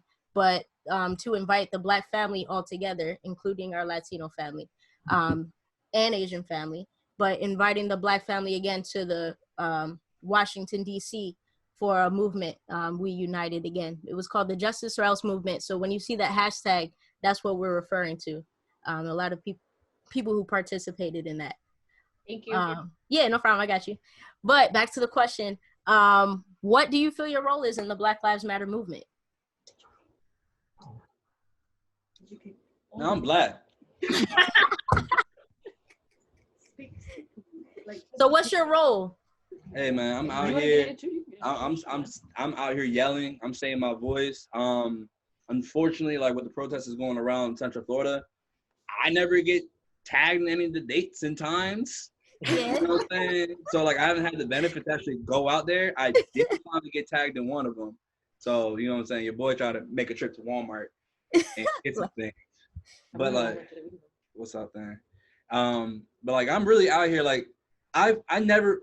You know how they always say like you can't judge police officers off a few bad apples. I never once came across a good apple. Damn. Never once. The only good apple I could say I ever came across was Deputy Leafers, and he was the school deputy. Yeah. He had nothing to do with me. Whenever I was driving, have you ever been pulled over for left the median? For who? Left the median. Have you ever heard of that? No, what's that? Having left the median? Exactly. I got pulled over for that bitch. Is that exactly? Yo, what? What did that mean? I didn't even know. I had to Google it. The guy literally pulled me over. I had me and my 3 homeboys in the car. Uh-huh. He's on to just like, he had his gun ready. You know what I'm saying? And I never had a police officer come to my car with their hand down on their gun. I thought that was regular procedure. Yo. You know what I'm saying? I always thought that was regular procedure until I got pulled over with a white friend. And it wasn't. He came out like this. Yo. You know what I'm saying? But like, let the meeting, I got pulled over because I was driving too close to the fucking line. I do that all the time. In Florida, it's, you know, people be driving backwards, upside down, everything. Everywhere. Wrong way. Bro, I've been It's told, World War III every time. Okay, every time I pick her up from the airport, we got to go through a hurricane. I've been pulled out of cars. I've been put on cuffs just to sit on the curb. I remember one time I was eating fries in the mall and there was a fight that happened. I didn't even know. I walk outside 10 minutes after the fight.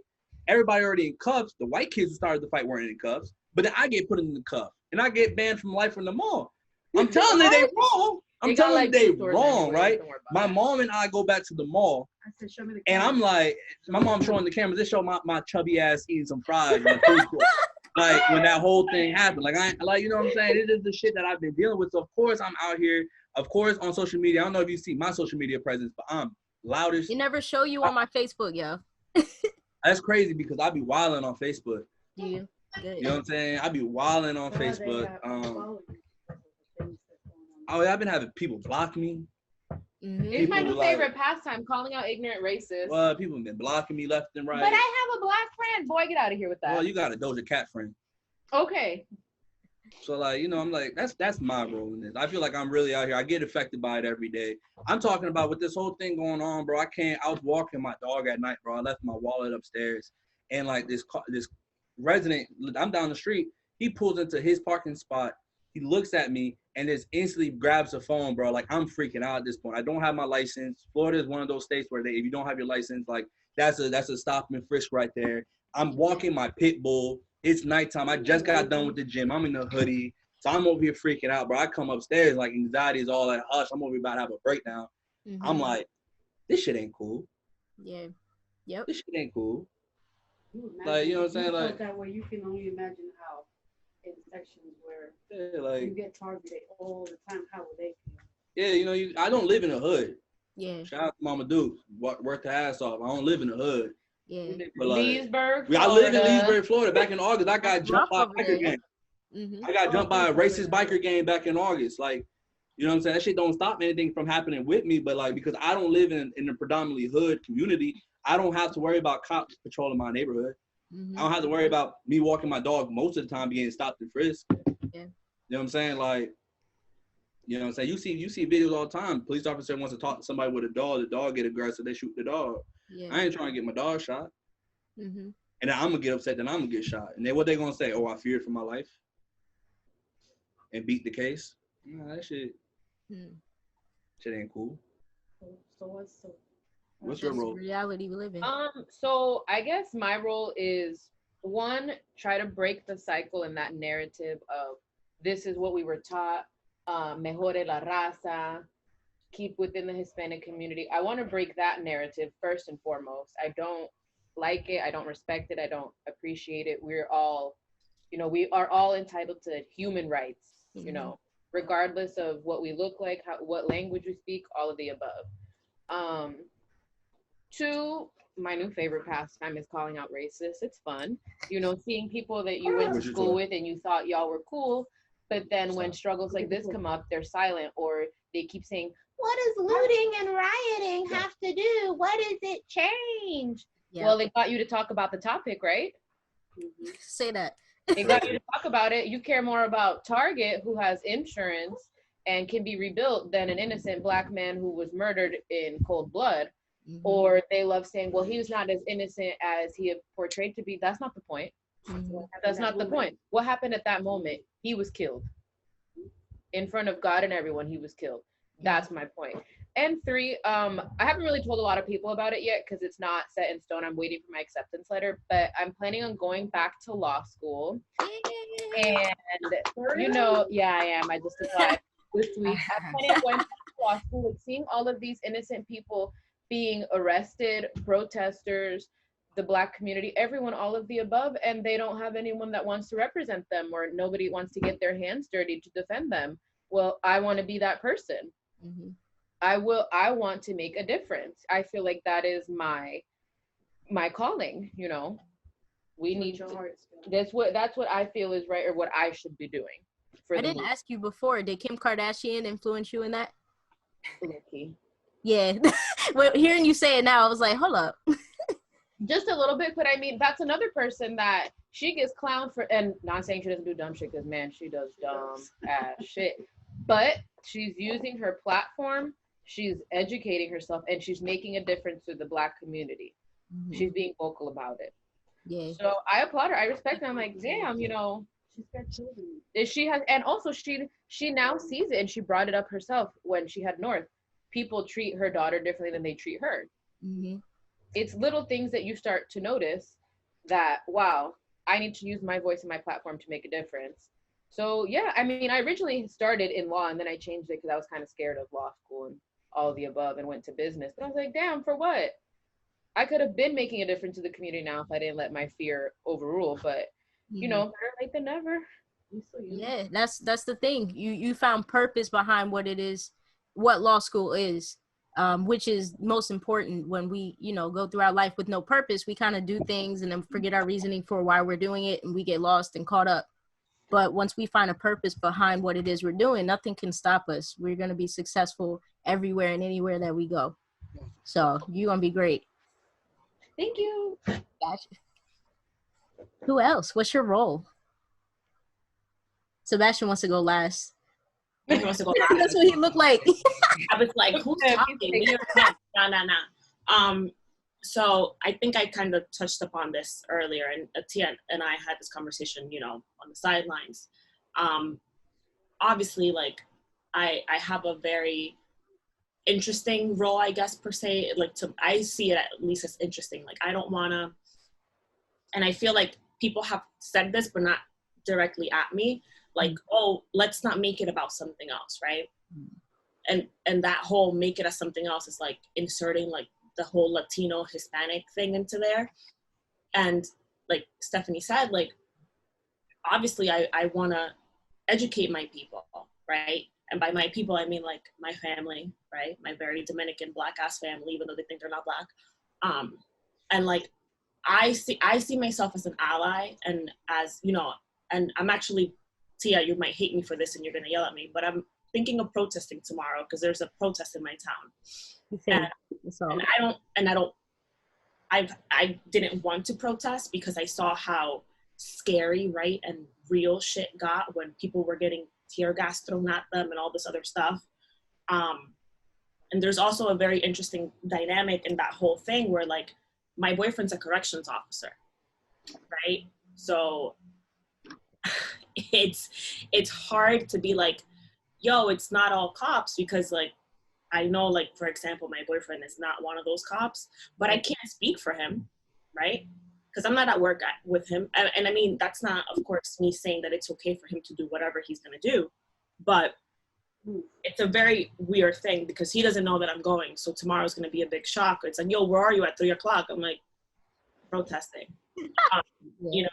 And he says, you know, that was wrong. Like, what happened to George Floyd, what has happened to other people is completely wrong. Like, and my boyfriend's white, okay? Like, white American. Like, his family is half Italian and I forget the other half, but he's fucking white, right? He goes outside, he comes back pink. So for me, I'm like, I'm an ally, right? Because sometimes, and it's not necessarily happen like all out in the open, but like at school, right? Like, I have a lot of Black friends. I can't say had. And in some instances, like, I may have not been accepted into our small little, you know, Black community because I'm not Black, right? But I'm thankful for the friends that I did meet that did accept me and take me to, you know, different things. And like, you know, Caribbean Day, even though it was Caribbean Day, everybody on there was fucking Black.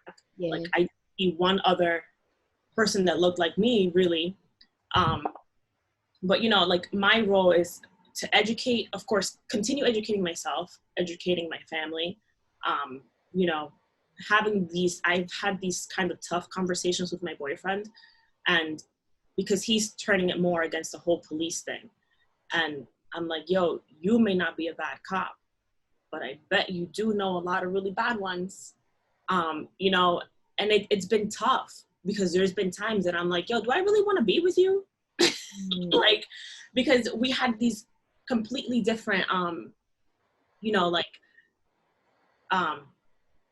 ideas and visions. Like, he's more, you know, talking about it with the police brutality, and I'm like, this is a human rights issue. Like, this is a problem, and it shouldn't have ever been a problem, but it is. And of course, like, if I ever have kids, my kids could come out my color or darker, who knows? And, you know, it's just educating, whether it's myself, people around me, my family. Like, I've seen, of course, my mom change the way that she says things, and I'm so proud and so happy about that, because sometimes she would say little things here and there, like, let them slide. I'm like, girl, that's racist, you know? Like, you can't say that. So that's my role, or at least what I'm trying to make my role be. Yes. And I'm proud of you. Good job going to protest. Just be safe. That's my only concern. I told my friend, I was like, so my friend works at, my friend is going because her daughter happens to be Black, right? Like, half Black. I mean, my friend is Black too. She understands it, but she's Dominican and Cuban. Yeah. But she's like, I'm going because I have to speak up for my daughter. She's like, my daughter is going to be seen as a Black woman before anything else. But my friend works at a police station, so she knows like the details, and she's like, they're all getting ready for riot gear, whatever. I was like, are you sure we should go? Yeah. It's scary. Like, even though this is a very, you know, Hispanic town or whatever, it's scary. You don't want somebody to do the wrong thing and then everybody, you know, gets in trouble type of thing. Yeah. So, I'll be safe. And that's the thing, like, when you're solidified in your role in the movement, because to know that there's so much opposition against us and you're deciding still, I'm going to walk and make that move. That's a very critical and important thing. And especially with the idea, I want to speak to the idea of is one few bad apples with the cops. Right. That whole idea. I think we need to stop being so offended at people saying that Black Lives Matter. Doesn't mean that blue lives don't. Blue life isn't a real thing. It doesn't mean that cops need to be killed. What that is saying is that there is a systematic form of oppression that goes down all the way into the policing system. Yeah. The history of the policing system is rooted in slave catching. And these are manifesting in Black people being killed all the time, every single day, even when they're not publicized for everyone to see. I have uncles myself. I consider uncles, they're from Plainfield, they're cops. I love them. Them being cops makes nothing wrong with them. There's nothing wrong with them. I know how they act. I know who they are. But they will still stand up and protest and say Black Lives Matter because there is an understanding that just because it's a little bad apple doesn't mean that I have to accept the whole system now. But understanding that the system is bad, yeah, right? Like we understand that the system is bad. The system is not meant for everybody. Yeah, we understand that we're being vocal about it. Yeah, Being people to enforce that system makes you bad. You might not personally be a bad person, but you as a job, if your job is to enforce that corrupt system onto others, that is a bad job. Yeah, I agree. Right, and when- I'm happy for the talks of dismantling the police forces. Go ahead, Steph. What'd you say? When the other cops were watching it happen, why didn't they do anything? Yesterday they showed pictures of one of the officers. One of them was black, biracial, but still black nonetheless. Why didn't you say anything? Asian, why didn't you say anything? Why did you guys cover for And it? it's like, it's to the point where you think about it. I have friends who are actual, cops. You know what I'm saying? My homeboy's a cop. His pops came to all my football games. He's a cop. And it goes such and such and forward. And I'll tell him, I'm like, bro, I love you to death. I think you're a great human being. I'm happy you're in my life, but you're a bad cop. How? I don't do nothing wrong. You enforce a system that is bad onto people that they're not for. Let me tell you, I'm gonna be straight up with you. If you're a cop and you try to whistleblow on actions, you get consequences for snitching. So nobody wants to snitch. So everybody just stands around and lets shit happen. You standing around, you a bad cop, but at the same time, you're thinking, I don't want nothing bad happen to me though. I don't want nothing bad happen to my family. And it's shit like that. It's just the way that the system is played out, that you're working for a bad system. I'm be honest with you, I saw Chris Rock. I was watching his performance. He said, yeah, you can always say there's always a few bad apples, being funny, whatnot. But shit, if United Airlines had a pilot that didn't know how to land a plane, would you be fine though? You know what I'm saying? Like, it goes hand in hand, bro. I practically got fired from Walmart. Why? I ain't followed the corporate rules 3 times. 3 times, dog. But this man had 5 complaints. No, he had 17. 17 complaints. More. And a Well, lot. let me get 5 complaints as a flight attendant for Delta. Let us get one. Get one. You got a talking to for showing up like what? Yeah, like come on now. So like you got all these careers that people gotta be upright when they got their uniform on. But you gonna tell me, oh, well, they're people too? Dog, at the end of the day, like, I don't know how it is up there, but down here in Lake County, you getting paid $33,000 a year. Go get that shit anywhere. You be a server at 2 different restaurants. You save your money. That's over 33.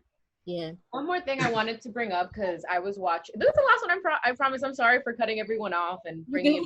But I keep thinking of it as I go, and I'm like, damn. I was watching Nick at Night, and they gave an episode of Family Matters, and it was the episode where the son was pulled over and was handcuffed unjustly because the officer was like, oh, you don't belong in this part of the neighborhood and you fit the description of the man we're looking for.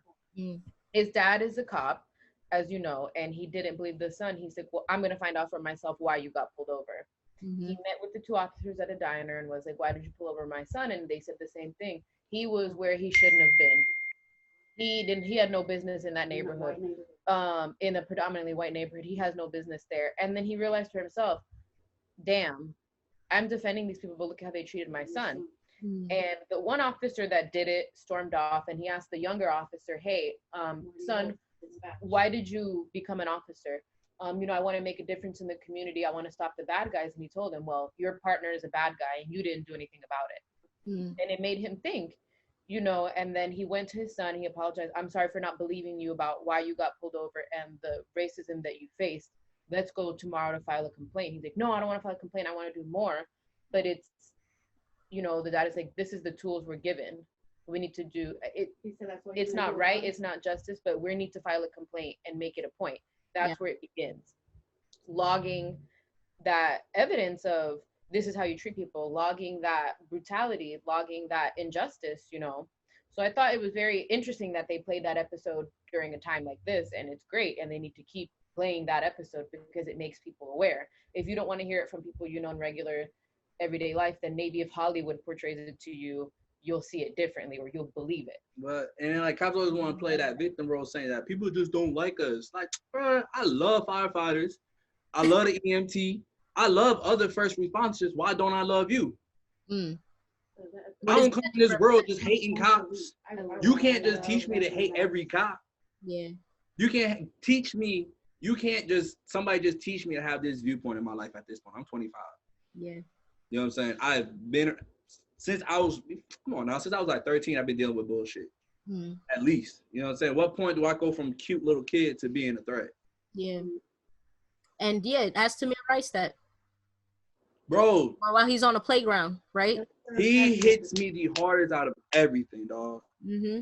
But it happened when I was in Ohio. It happened in Ohio. You know what I'm saying? Like, that shit hits me the hardest out of.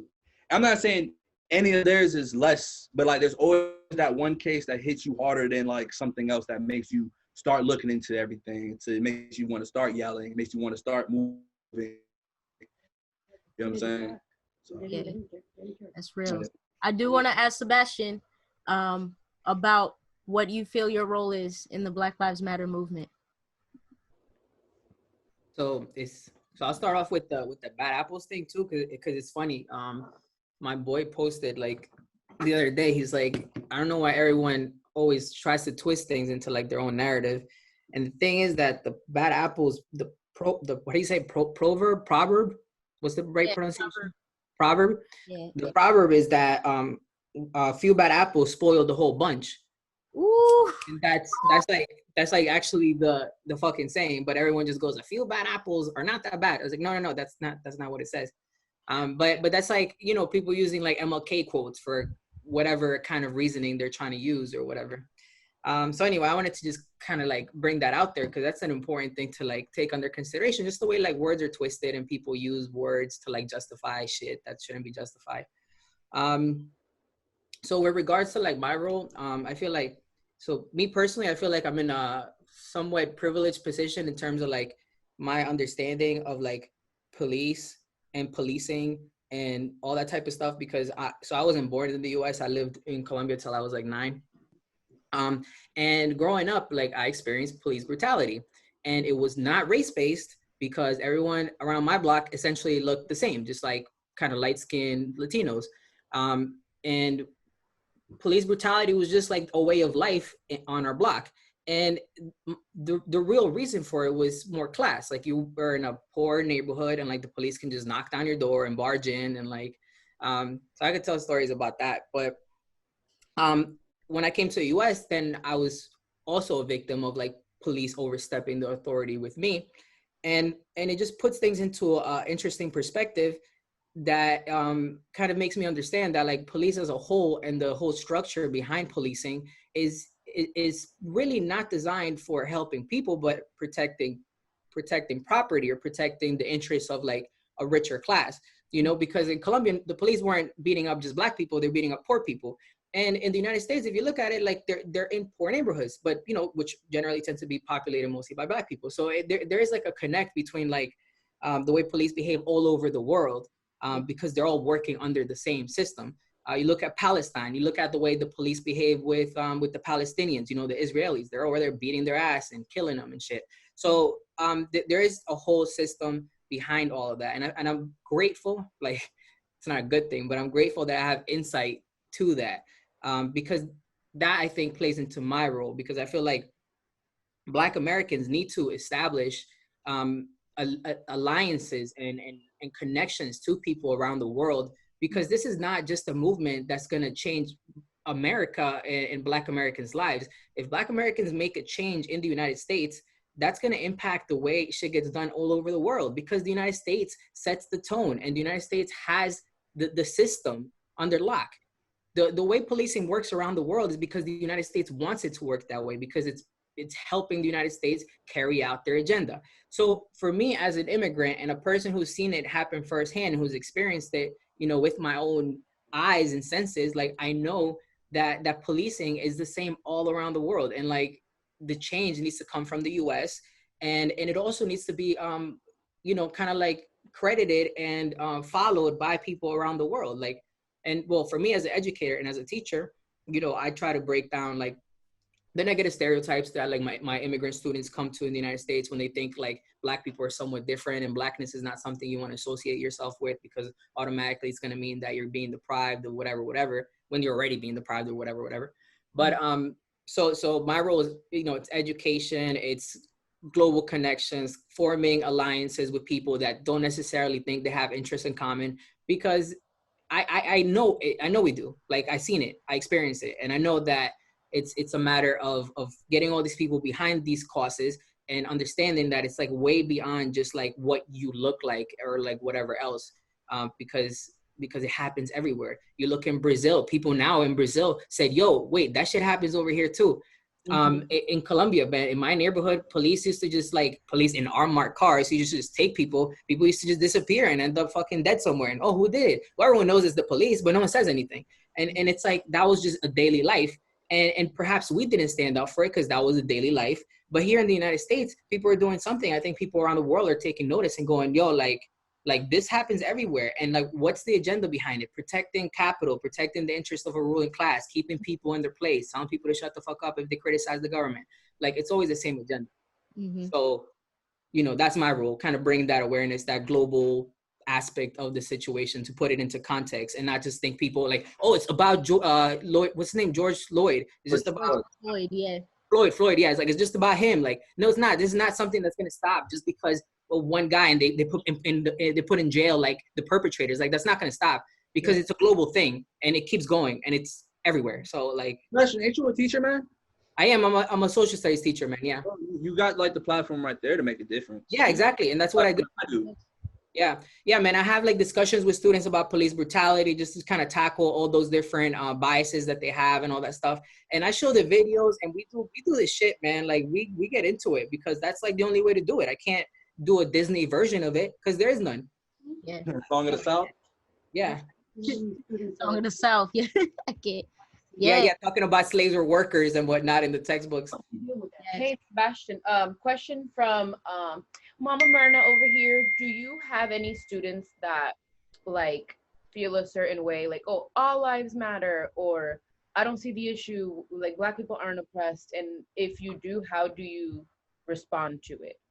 Well, I have a really cool, thank you for the question, by the way. I have a cool platform because I teach US 1, and it's like, I tell them how this country was founded. Like, if this country was founded and we're going over, people were kidnapped and people were put in ships and fucking killed on those ships if they spoke up or did anything, and plantations. So I have a great platform with US 1. And I go over the Native Americans, who is my students, basically, like that's their ancestors, getting robbed, getting raped, getting murdered. Like, this is just like what I do. So by the time we start tackling like more current issues, like they already have a basis to understand that like this country is built on oppression, and this country is built on like the backs of slaves and on the land that was stolen from natives.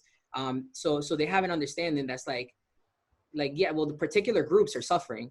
So you could talk about all lives, but like you weren't saying that when, you were slaughtering the natives and when you're enslaving the blacks. So like their lives didn't matter. So, and these issues, although they're from back in the day, I go, well, look at what's happening now. Do you see the connection? How can we understand that connection? Wall Street, 1933.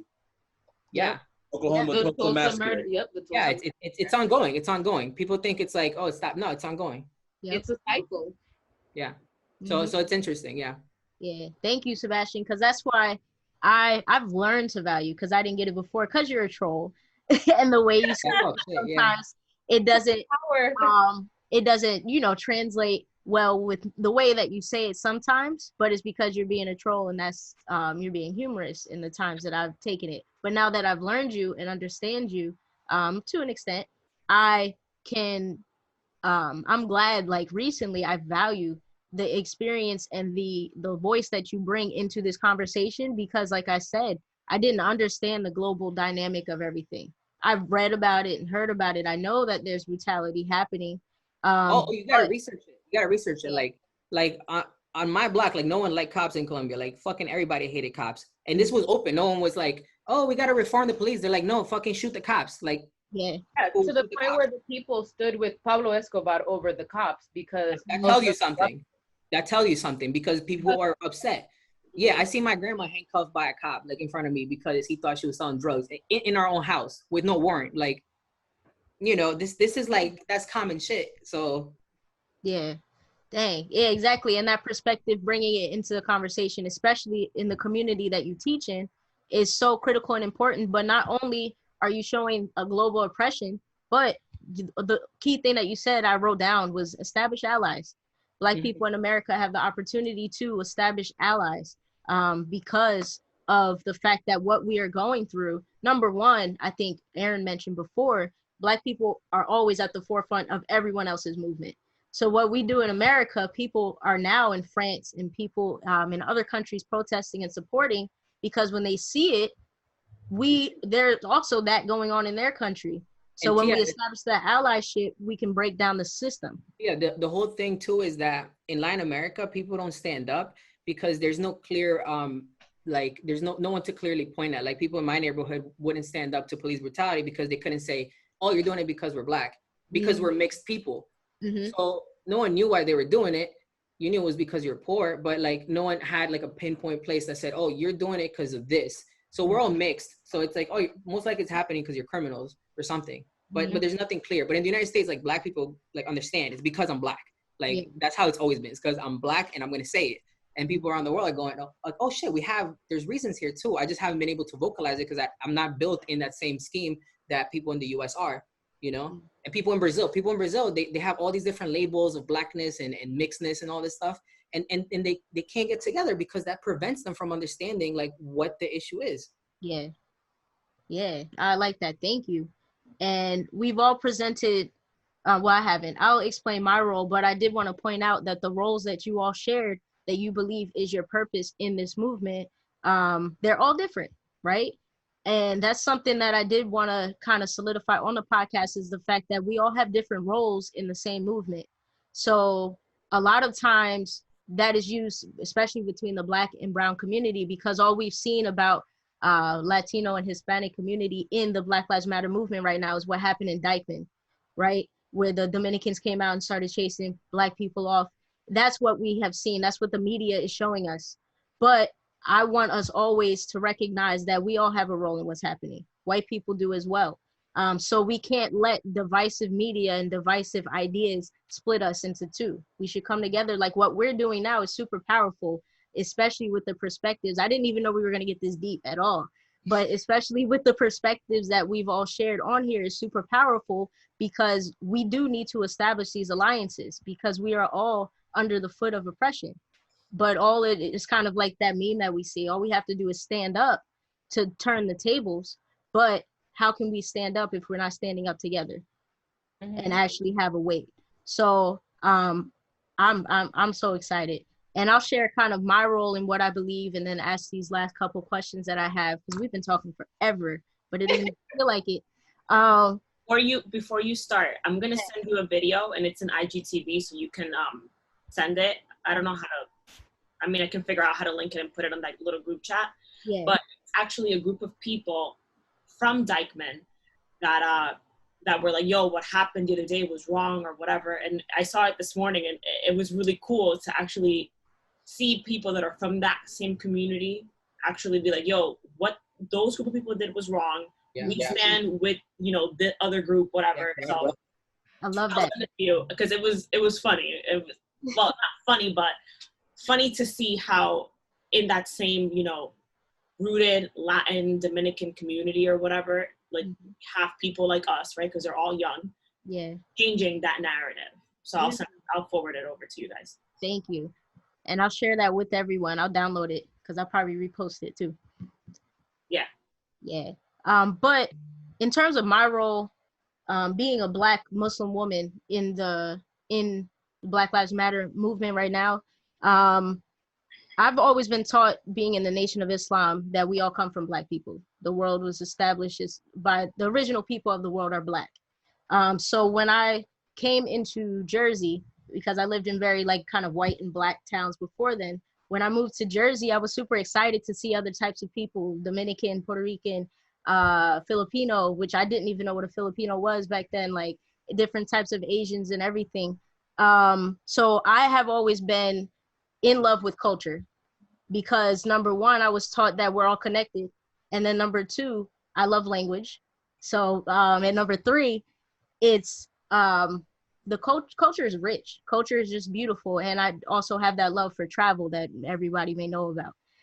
But my role, I'm starting to realize, I've always been made fun of in my family because, Tia, where are your black friends? You have no black friends. You're always hanging out with these other people. Da, da, da, da, da. But even my skin color and everything that I am and how I am, I'm very much able to mold into different roles and into different, not roles, but settings. I'm able to mold into different settings, and I like learning other settings before making a judgment and passing judgment on them. So in terms of that, I've been kind of dealing with that question of what is my role right now, because I haven't felt the energy to go protest because I did that back in 2014 and 2015. I'm over it. I haven't felt the energy to be on social media attacking people because I also had to deal with that and block high school teachers who told me all lives matter when I was speaking up for Black people. High school teachers, my high school teachers. What kind of education were they giving you, you know? Like exactly that subtleties that they left in my mind, you know what I mean? And I'm starting to realize that this is my purpose in this movement right here. I do have the ability to be who I am and how I am, and with that, being an educator as well, not in the same way as Sebastian. I hated the classroom. But being an educator as well, connecting the ideas, breaking down the schemas that we've been all given, and having critical conversations like this one, to where we can start to create a unity between us, and between different communities, so we can have that allyship and actually make change and actually keep things up, because there is a need for every single role that we've talked about and listed in this conversation right now. And when we all come together in support of each other, right? Because these are all our roles. When we all come together in support of each other, then that's when we'll be able to stand strong, right? That's when we'll be able to actually do something and to create change. So I'm just so excited because I feel like all of us have accepted our role, no matter who we are, no matter our background, no matter what we have believed about ourselves and our identity, no matter what race we take on, no matter what America has told us our race is, or whatever racism has told us our race is. We have all kind of accepted that we have to make change and we have to work together to do it. And Tia, another thing too is like that I've been seeing people do a lot, and I feel like it's wrong. It's like, so if we accept our roles and we acknowledge that we have our own abilities and our own innate things that we should fit into, we can't undermine other people's roles. And this might be controversial and people might not like it, but looters play a role, violent people play a role, because you know what? We ain't doing that shit. Because we got our own whatever role we think, and they're doing it and they're showing rage, and that's fine. I'm completely cool with that, because you know what? I can't think of a country that was founded like on peace and like kumbaya, like the power is just gonna hand over things to you. You gotta put fear into it. You gotta put fear into it. Like if the system is not in fear, the system ain't changing. So like if people are looting, okay, cool. You know, let them do them. I don't have an issue with it because they're pissed about something. I don't care how you want to frame it, but they're pissed, and that's cool. I'm gonna piggyback off what you said, right? Like, I've said it. Like, I was like, yo, I don't agree with it, but you do what you got to do, right? Because I'm really like, I'm not a violent person. Like, I can get mad, I can curse at you, whatever, but like, violence is not my thing, never has been. But I'm not gonna tell you like, oh, that's wrong. You do what you got to do. If I don't believe in it, I'm not going to tell you like, okay, you know what, you should change your mindset. But I told a family member last week, they were like, oh, that's so messed up, blah, blah, blah. Like, they shouldn't do this. And I was like, yo, burn this shit down. Like, straight up, like in front of my grandma. And my grandma was like, oh. And my grandma's very religious, like super religious. She's like, that's so wrong, blah, blah, blah. And I'm like, really? That's wrong? I'm like, but everything else happening is not wrong? I was like, look, burn it down. You want to burn it. And the reason why I was like so mad at them for saying like, oh, that's so wrong or whatever, like nobody else here is Dominican, but like in DR, when people like protest and riot, like burn tires. They burn tires in the middle of the fucking street. So how is you burning a tire different from somebody breaking a fucking window? It's not. Mm. So I was like, burn it. And I said the same comment again this day, like this week, like in the morning, like, you know, you're watching the news and the same thing, you know, oh, people are setting police cars on fire and whatever. I was like, burn it all. And I just walked away. Yo, and it's so funny, Smiley, because you see people that like business owners that literally sympathize with their own businesses burning. I seen it. They're like, yo, I don't know why the fuck everyone's so bad about my business burning, but they weren't mad about a man dying. And he's like, I got insurance. I don't really worry about it too much. Like, you see it. But people that don't even own a business, don't even own shit, they're so worried about people's businesses. Yeah. Molly, what does your boyfriend say when you said burn that down? Well, I didn't say that in front of him. Oh. Hey, yo, tell him. But but like, for example, like I'm to saying, beat up like, the corrections officers. like I'm saying, yeah, right. Like I'm saying, like I didn't say it in front of him because, you know, he's at work like literally all the time, and you know, his whole point was, yo, that's fucked up. Like they shouldn't be doing that. That's wrong. Whatever. And I was like, yeah, it's wrong, but the history of America is wrong, right? Like all of these countries have rioted, have been looted, like all of this other shit is going, like, I'm like, how far in history have you really gotten? Mm-hmm. You know what I'm saying? Yeah. Like well, I'm not saying Tea party. Right. You know, that's a riot. We come from looted lands. We can't take some sneakers. Like, come on. Never find a Target in the hood. But like, it's funny because you know, it's the same thing. Like we came from looted lands. You know, it's like, oh, you're taking something. I'm like, yo, you have insurance, right? Mm-hmm. Things can be rebuilt. Somebody that I actually went to school with said that there was a protest in a nearby town in Union City, where people again are mostly Hispanic, and the first thing was like, I really hope people don't, you know, loot our businesses because they're mom and pop shops from like, you know, our people. And of course, like it hurts when you say it like that because it's the same thing. Like you're an immigrant, you came to this country, the American dream. Mm-hmm. And I liked it because I understand where she was coming from, but I was like, yo, if somebody gets mad and throws a brick, like, can't be mad at that, right? Like a cop shot a kid. Oh, you know, I accidentally shot him. Yeah. Mm-hmm. So where's the, you know, like where's the difference? But and if you as a Latino can't relate to the rage, then you haven't studied history. Exactly. I'm sorry, you haven't. Or you are negating your history. Yeah, because it's convenient for you at the time because you want to be comfortable. Or it'll be like, oh no, you know, that person that burned the tire in the middle of whatever riot it was, like we don't associate with that. Like everybody does that. Yes, you do, because it gave you your freedom. So yes. You know what I'm saying? I'm like I recently relearned, because I learned this and I totally forgot, that like I went to Rutgers because of a program called EOF, right? Yeah. Educational Opportunity Fund. EOF started, well, basically because of the New York riots years ago. And a friend of mine was like, yo, he goes, you remember that's how like our friendship started because of a riot. And I was like, I totally forgot about that. Like, good things can come out of bad things. Mm-hmm. Growth is pain. It doesn't feel good when you're too. Yeah. Dang. And for people who listen who are, let's say, religious and spiritual, I'm reading the Quran right now. In the Quran, it says that when a man is under the foot of an oppression, they have every single right to act in violence against that oppression. The Constitution says it. The Constitution says it.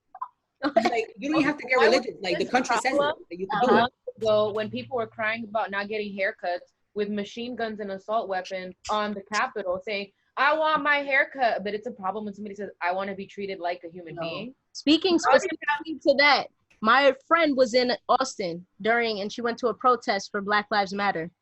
The week prior, the Capitol building had been open for those haircut and mask protesters to go up to and protest not wearing the mask. Do you know that SWAT was sent in in Austin for the protest for Black Lives Matter, and they closed the gates of the Capitol, did not allow them in, and SWAT was there patrolling. So it's insane. It's insane. But you got to think about what both protests signify. One of them is literally advocating for the system. Let's make money, keep business running. The other one is saying, no, hold up your profit bullshit. We want human rights. Hold up making money. We need human rights. Like that, those are different things. One protest is literally saying keep the system running. The other one's saying stop the system because we need rights. So like straight like that. The reaction is different. The reaction is gonna be different from the power structure, you know, like because SWAT is there and the police force is there to enforce and protect capitalism. It's not there to break it down. That's why they come hard against us. And the thing is, we put a lot into the law being able to bring us justice, but the law backs them up. The law doesn't bring us justice, it brings them justice. Yes. And protects their shit. Yes. And also, they're crying about why, so the coronavirus doesn't matter anymore. You're not wearing masks. You guys are really ripping your masks off. Oh, I know. Machine guns and stuff on the Capitol Square saying, I feel oppressed. But when people that are actually oppressed, you just keep saying, well, I just find it funny how nobody cares about the virus. Man, yes. Yes. I've seen you guys if you feel that way. So many memes. Hey. I've seen so many. Specifically, if anybody's listening to it, specifically all of you posting that on your status. I would like to say something. Hi. Yes, ma'am. Hi. Hi. Hey. I will be 53 years old October the 2nd of this year. Ooh, I'm old school, you feel me? And it's a beautiful thing to hear every one of you guys have said something so, it touched my heart, literally, like I want to cry, but I don't, because I have to stay strong for you guys. But coming from home as a young person myself. Uh-oh. Oh, froze. Hold on, you froze. Oh, yo. We call this the government listening in. Oh, gotta get out of our conversation. Right? They don't want to bridge the gap between the generations. Facts. Oh my God, come back. No. I'm so sad. She was about to go off. Yo, I literally got chills when she started talking. I was like, yeah. Right? Let me text him. Yo. Didn't download, so Didn't download? They FaceTime me. Yeah. What? Oh my God. All right, so I'll turn you up. This got real good. Yeah, put mom back on. Oh, they want to talk to you. Hi. Hey, there you go. Sorry about that. All I It's said okay. was shh, and then that everything went down. Look, the government listens. They're like key words that they have, and they butt themselves in and they listen. No, I was just saying, like, listening to you guys. I'm sitting here just listening to every one of you guys, and you know, at the end of the day, even though everybody's saying different things, it kind of all you guys come together, and I can just feel the strength of the voice that you guys are saying. You know, in a time like this, like me, like when I was young, you know, certain things I couldn't say, certain things, I was told to leave it alone, it's none of my business, you know, and I feel good to hear you guys talk about things like that, because not only is it affecting you guys, it affects me because I have kids. Do you understand? Yes. That touches me deep, you know, and I hate this. I hate all this is going on and the racism and, you know, just things that, like, we're supposed to lead by example in this country. Yes. That's how I feel. Yes. You know? Mm-hmm. This is why they call it the liberty, the freedom of everything. Mm-hmm. You know, the freedom to express ourselves, to tell people that what you're doing was wrong. Mm-hmm. I don't think he has a badge. You still did not have the right to take somebody's life. Mm-hmm. I don't care how you feel once you step foot in your house. Yes. This is your job to protect and serve. You know? Yes. But yeah, that's what I wanted to say. Thank you for that. And we need your voice too, because like Sebastian kind of alluded to, there's a gap between our generations, our parents and our children. Yes.